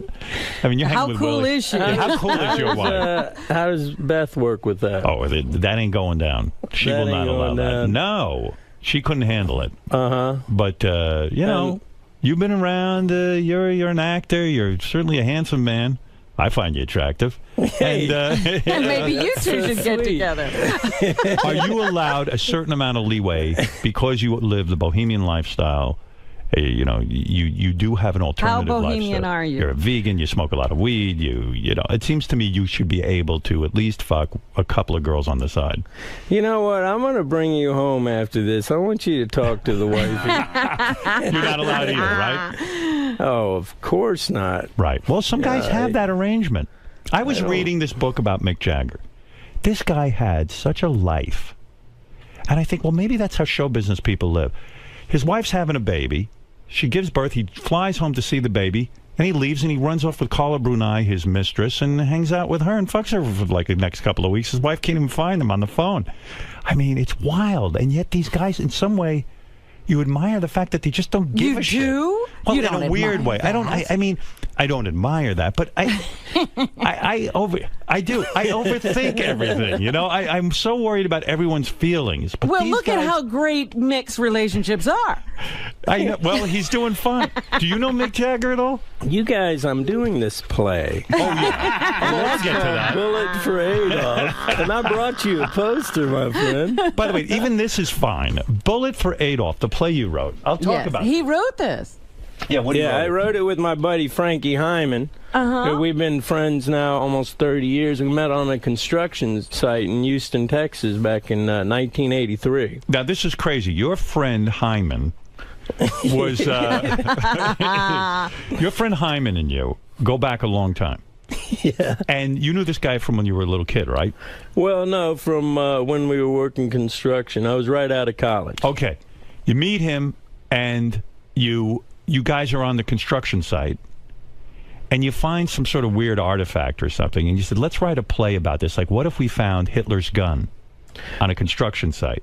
right? Well, no, that's not exactly how it happened. How things happened is we got along. It was one of the most amazing summers of my life. Frankie, along with several other characters, all of whom are in this play. Right. It's an 8-character play, all real people from Houston from that summer. And, it was an incredible time. And also my buddy Clint was in it, is involved. And this is before you're an actor. This is you're doing construction. We're actually just getting money together to move to New York City to try to break in. Me and Clint. He got accepted to Juilliard. Okay. Oh. And so we had the most amazing summer, the deepest philosophical conversations, and then we go to New York and we phone calls back to Houston, but eventually we kind of lose track of Frank. You can't get a hold of him, try every which way. And even eventually, it went for 10 years, and eventually I'm hiring a PI, and I'm like, I am not going to lose this guy. He's one of the most amazing, cool guys I ever met. Right. And finally, it dawned on me as I was doing the Jay Leno show that I could I just put a shout out. I said, anybody know Frankie Hyman, have him get in touch. And his brother happened to be watching. A few days later, he's in L.A., and we resumed our friendship, which is strong to this day. Weren't you such a good friend that you put him in rehab or something? Was that how the story went? Yeah, he was. He had some addiction issues, and so he went into rehab. You are a good friend. I love him. I love him a lot. And anyway, eventually, I'd been wanting to write this play because I felt like there was something special about that summer, and I said, why don't you write it with me? He says, I'm not a writer. I said, yeah, you are. You're the way you tell stories and everything, you're a writer. So we wrote it together, and it's been a long process, but finally here we are in New York City. Is there any dough in this thing? I mean, writing a play usually... No, there's no dough. There's no dough. This is another hippie sort of thing, there's right? dough, but it's going the wrong direction. The dough's going out the window. This is on Broadway, the play? Off Broadway. Are you in it? 50th and 8th. No, I'm writing, directing. Oh, I see. Yeah. And it's about finding Hitler's gun? Well, it is a whodunit involving this World War II artifact. Okay, Hitler's gun, yes. Yeah, it's Hitler's gun. Was that supposed to be a surprise? You find out all these things. How did you find that I find out everything. Yeah. I know everything about you. Is he? Oh, yeah. So a little bit of the plot is already out there. That's good. But that's interesting to me. I would go see a play about Hitler's gun. That's interesting to me. You better promote that. Yeah. So you're going to live in New York for a while? Yeah, I'm living here until into August. With the wife and the kids and everyone? Everybody's here. Everyone's here. Yeah. She didn't let you out of her sight. My 2 oldest daughters are flying in on Wednesday. I see. Yeah. Oh, they're already grown up. How old are your kids? They live in Hawaii. I mean, we're all in Hawaii, but how old are you My now? oldest is 19. Oh. And then I got my middle daughter, Zoe, is going to be 16 in September. Right. And then Makani, the little rascal, is 6. Are you a cool dad? Oh, yeah. Are you like a... Do you smoke weed with the kids? Oh, no, you can't do that. What do you mean, come on? Well, there's nothing wrong with that, right? You are so funny, man. Well, what do you do when the kids say to you, hey, Dad, we're going to smoke weed? Like, do you go, oh, that's horrible? I can't do it with you. No, it's one of those strange conversations owing to the fact that, any conversation where I'm trying to caution them or discipline them is odd because I've had a life of excess, so it's very difficult to preach. That's what I'm saying. So how did you handle what that? What do you say? Well, I do always encourage them, if you're going to smoke it, then come to me, let me know. Yeah, sure. I'll get you know what I mean? stuff. When you preach to them. No, not that. It's just that I'd rather it be done in a way, like, to me, the biggest problem with it, there's no problem with herb. The problem with herb is the abuse of it. Right. And so, but if you treat it in a sacred manner, not to say I always have. I was going to say, what do you mean a sacred manner? You don't pray. Are you high while you're preaching to the kids? Like, kids, come on in here. He's got a joint. I find your best dissertations come out. No, but they haven't. We haven't crossed that bridge yet. Well, a little bit with my oldest. What does this mean? Explain to me with weed, vaporizing weed. What do they What mean is that? vaporizing? Because I'm out of the scene. In other words, I don't like the idea of smoke going into my lungs because I don't want lung cancer. I mean, you smoke enough joints a day, you're essentially going to get lung cancer. So you're saying, hey, vaporize this crap, and then there's no. What? You think no the smoke is the thing? Yeah, huh? but I don't call it crap. Well, whatever it is. Yeah, I know. It's the sacred herb, but yes. Vaporize this herb, yes. So is I do think that's a better way to go, and I don't smoke it now. Right. I just vaporize, and Willie too. Willie don't smoke anymore. Yeah, well, I agree with that because the smoke is what I object to. Yeah. I would either eat a brownie or cookie or something, or I would vaporize like you do. Yeah. I like that. It's way better. But how do you vaporize? You should bring this that message. sounds like a scientific process. You should bring this message to the schools. I'm not joking. You think I am?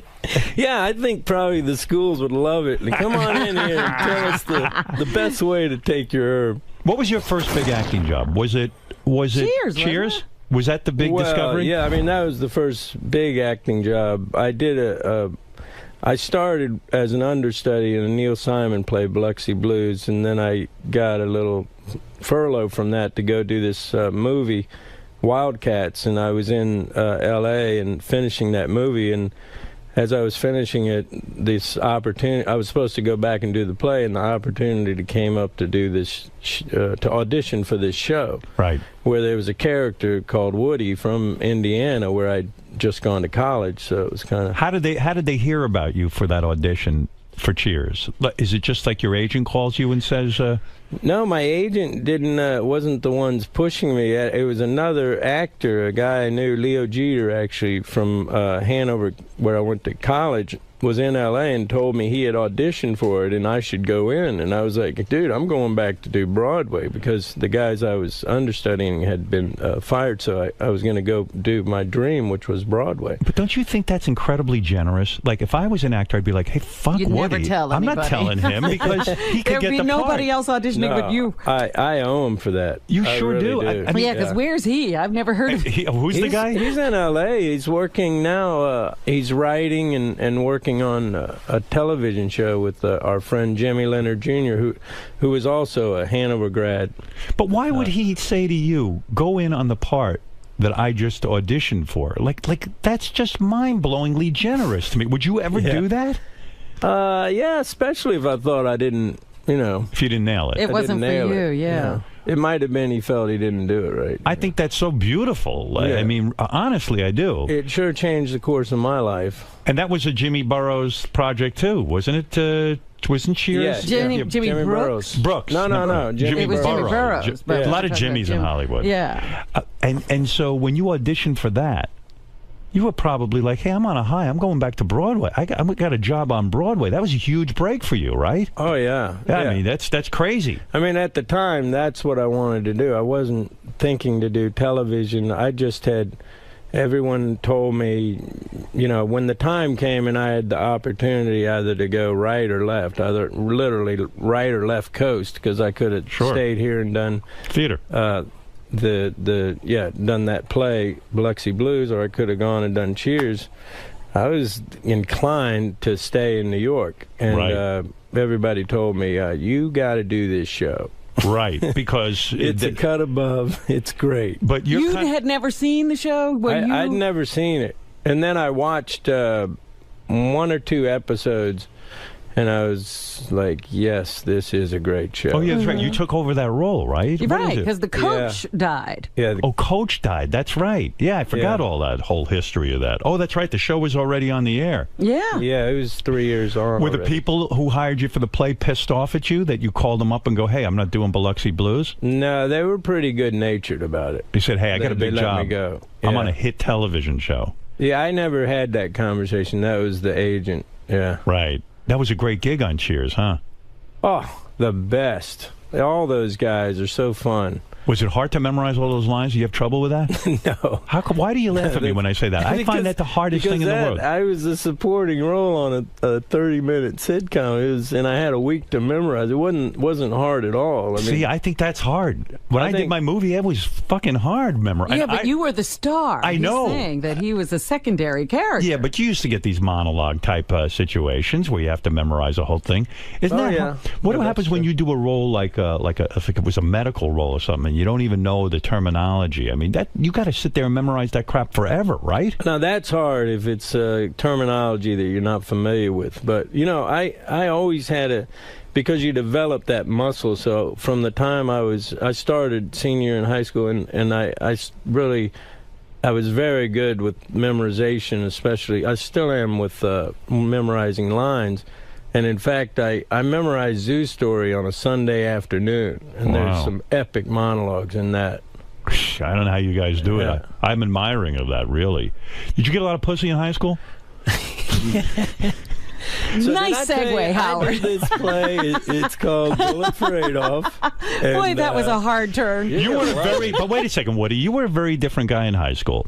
You were like a young Republican, right?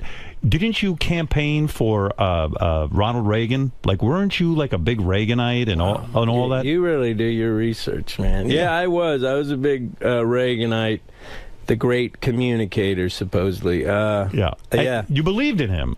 He was your guy. Did. Yeah. What was going on there? I don't know, because now I really... you can't explain it. It's shame for what he did in Central and South America alone, if you just look at that. But and it was because of you he got elected. Yeah, I certainly tried to persuade a few people, as well as that was my first time to vote. So when were you like a staunch Republican? Were you like against gay rights? Were you very Christian and like one of these religious right types? Or? I was very Christian, but I think it was a little more, a compassionate form of Christianity than you sometimes get. And so what was the switch? Was it just being part of Hollywood that suddenly opened your eyes to different types of politics, or what? No, it was actually in college I started to shift. I was studying theology with the thought of possibly becoming a minister. No kidding. Yeah. That makes sense, though, for an actor to want to be on a stage being a minister. Oh, it kind of does. I mean, it's a form of, certainly you're performing in a way. Yeah. So, I really was interested in that, but I started to look at the Bible differently when it all got kind of broken down, and I realized, it was formulated by the Nicene Council of the early church, and they started making these little modifications according to what, Right.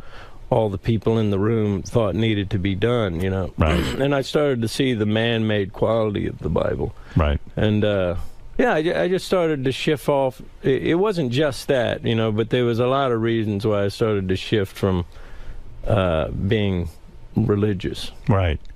And so, getting back to your career, you do Cheers, and then after Cheers, the movie thing really kicks in with White Men Can't Jump, right? Or was that during Cheers?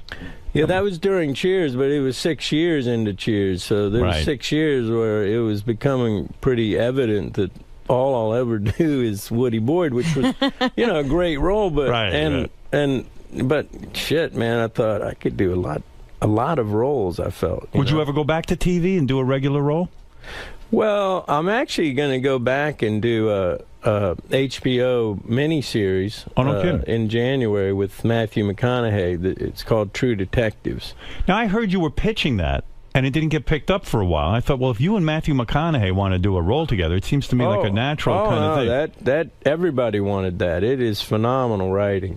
So you learned of this project, and you went to Matthew McConaughey and said, hey, let's do this together. No, I think Matthew was attached, and then it came to me. They came to you, and you like it. I love it. I think it's amazing. Although it is drama. I wish I was doing comedy with Matthew, but it's pretty great. You like doing comedy? Love it. Yeah. But you don't get a lot of comic roles anymore. Well, it's not that. There's comic things come down, but just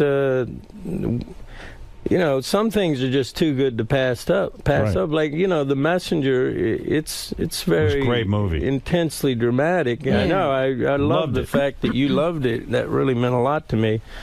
But it was one of those things where I got to do it, you know, and of course. HBO is where it's at nowadays, right? Yeah, there's a lot of good writing on television. I think it's AMC and great. HBO and Yeah, I did a Showtime. thing with them, Game Change, which turned out phenomenal. Jay Roach, amazing. It was about the 2008 election. You never won an Academy Award, did you? You've been nominated.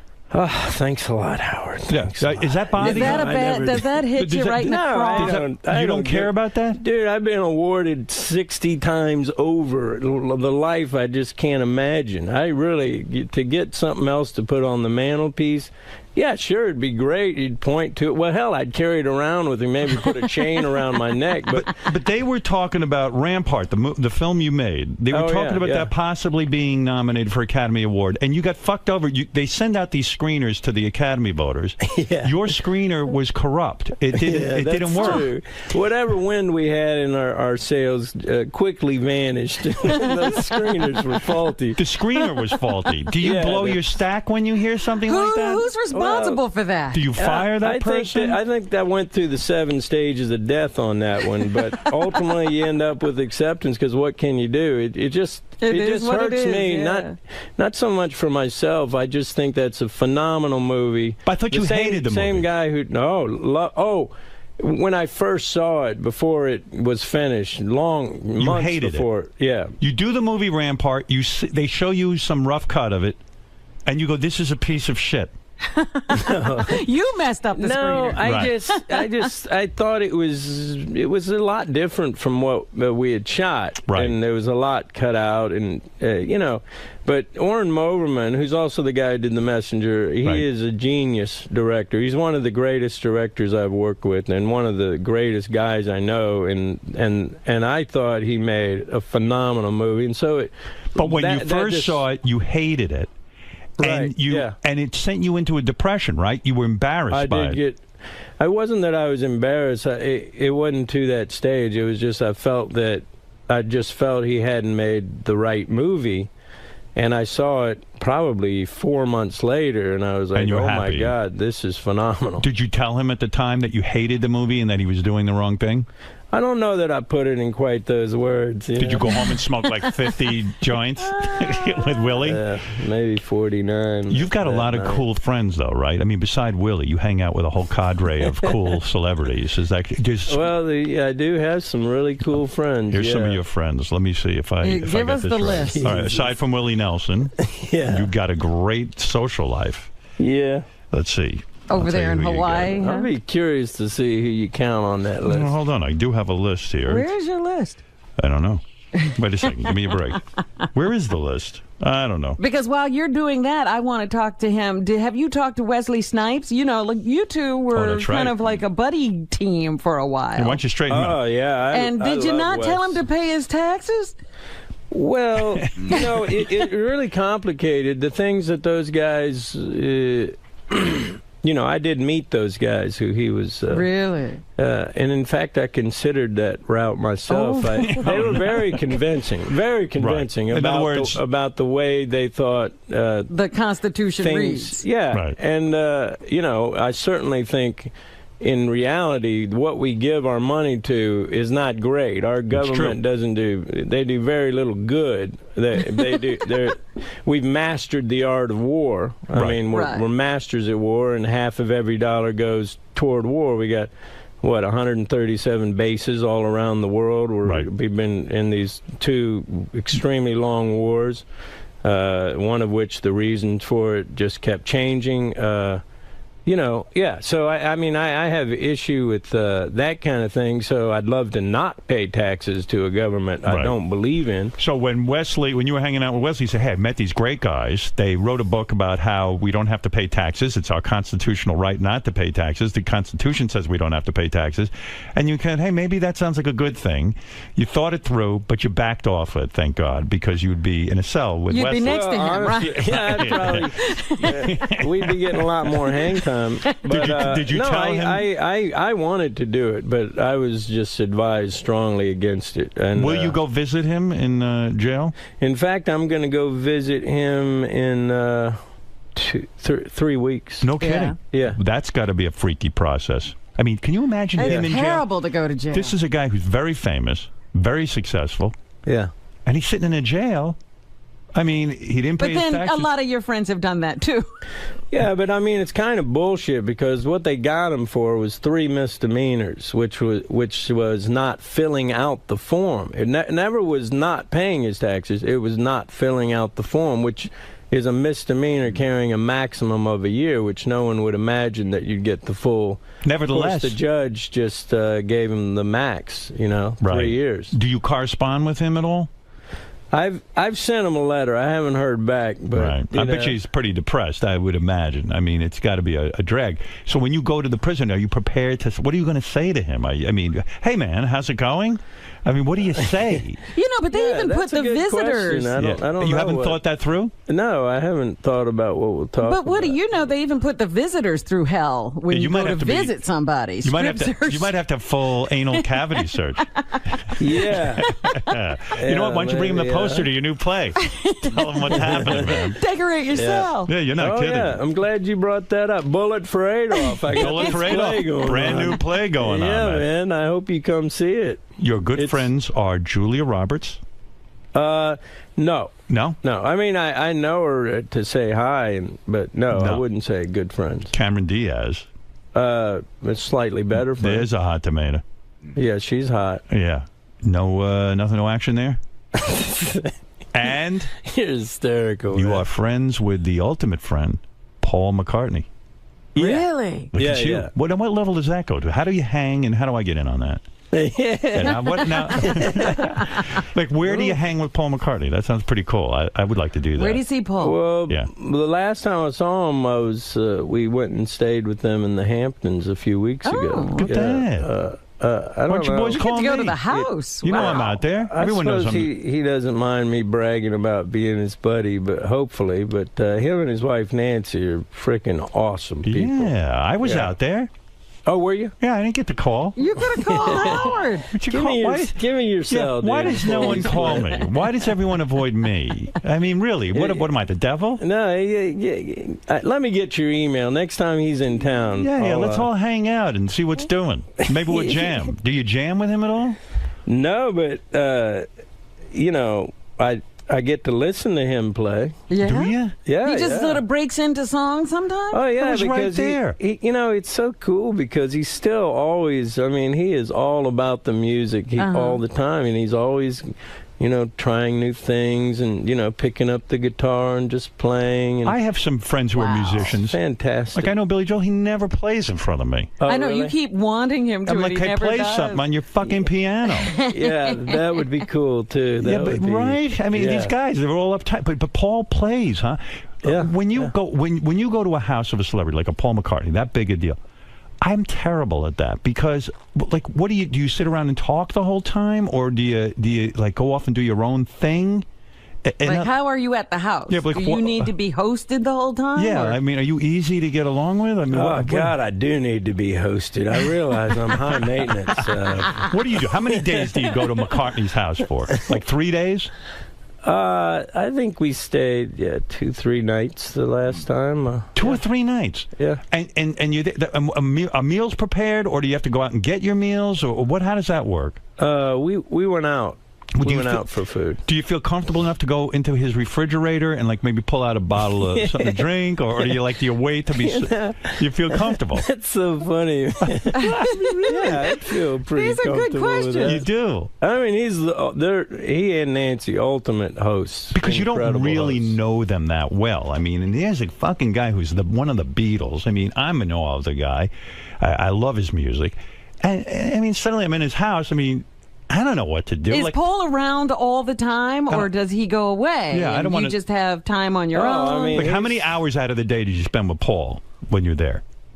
Well, I mean, pretty much the whole day. Whoa! He taught me. He taught me to sail.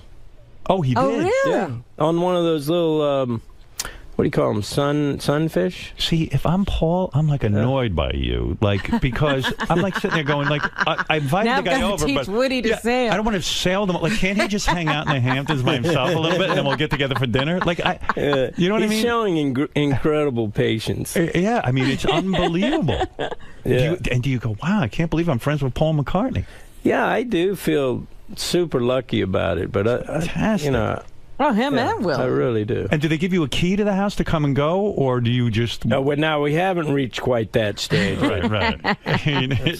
And what music is he playing when he's? Does he ever Is it do new maybe? music, Would he ever do or- maybe? I'm amazed. Like, can you give requests? He does a lot of classics, but the other day he played one of my favorite songs. It was incredible, man. Blackbird. No, it was Mother Nature's Son. Oh, and he Mother just Nature's playing it, and Son. I'm like, oh my God, he's playing Mother Nature's Son. That's like a mantra for me. I've always. Oh, I love that song. Hey, do you start singing with him? I hope you don't. No, I let him do it. And who else is in the room when he's singing Mother Nature's Son? Just you and him? Let's see. I think. Yeah, I think there was a few other people Bon there. Jovi? His son was there, his stepson, and right. It was my wife, and yeah. Wow, and he's entertaining you guys. Fuck, man, I would have blown a load. Where? Now that would have been so inappropriate. I tried to blow a load in McCartney's house. Wow, man, good for you not blowing You're a load. Terrible guest. And then Ringo knocks on the door and Paul shuts the lights out. Act like we're not home. Let me in. Wow, what a scene, man. And you act like this is nothing. I know. I feel like I've been super blessed. Super blessed. Can you call out for requests, or Keep your mouth shut and keep your just mouth let shut it and let him do happen. his thing? Yeah, I let him do his thing. Yeah, do you go, hey, Paul, don't do any shitty songs. Do a good one. And I hope he's listening. We're giving him a lot of time today. Yeah. He Who's more deserves it. vegan? He's great. Did the veganism pull you guys together? No, it wasn't. Well, no, actually, it did, because I met him at a PETA event in I L.A. see. Yeah. many years ago. Yeah, I've knocked out every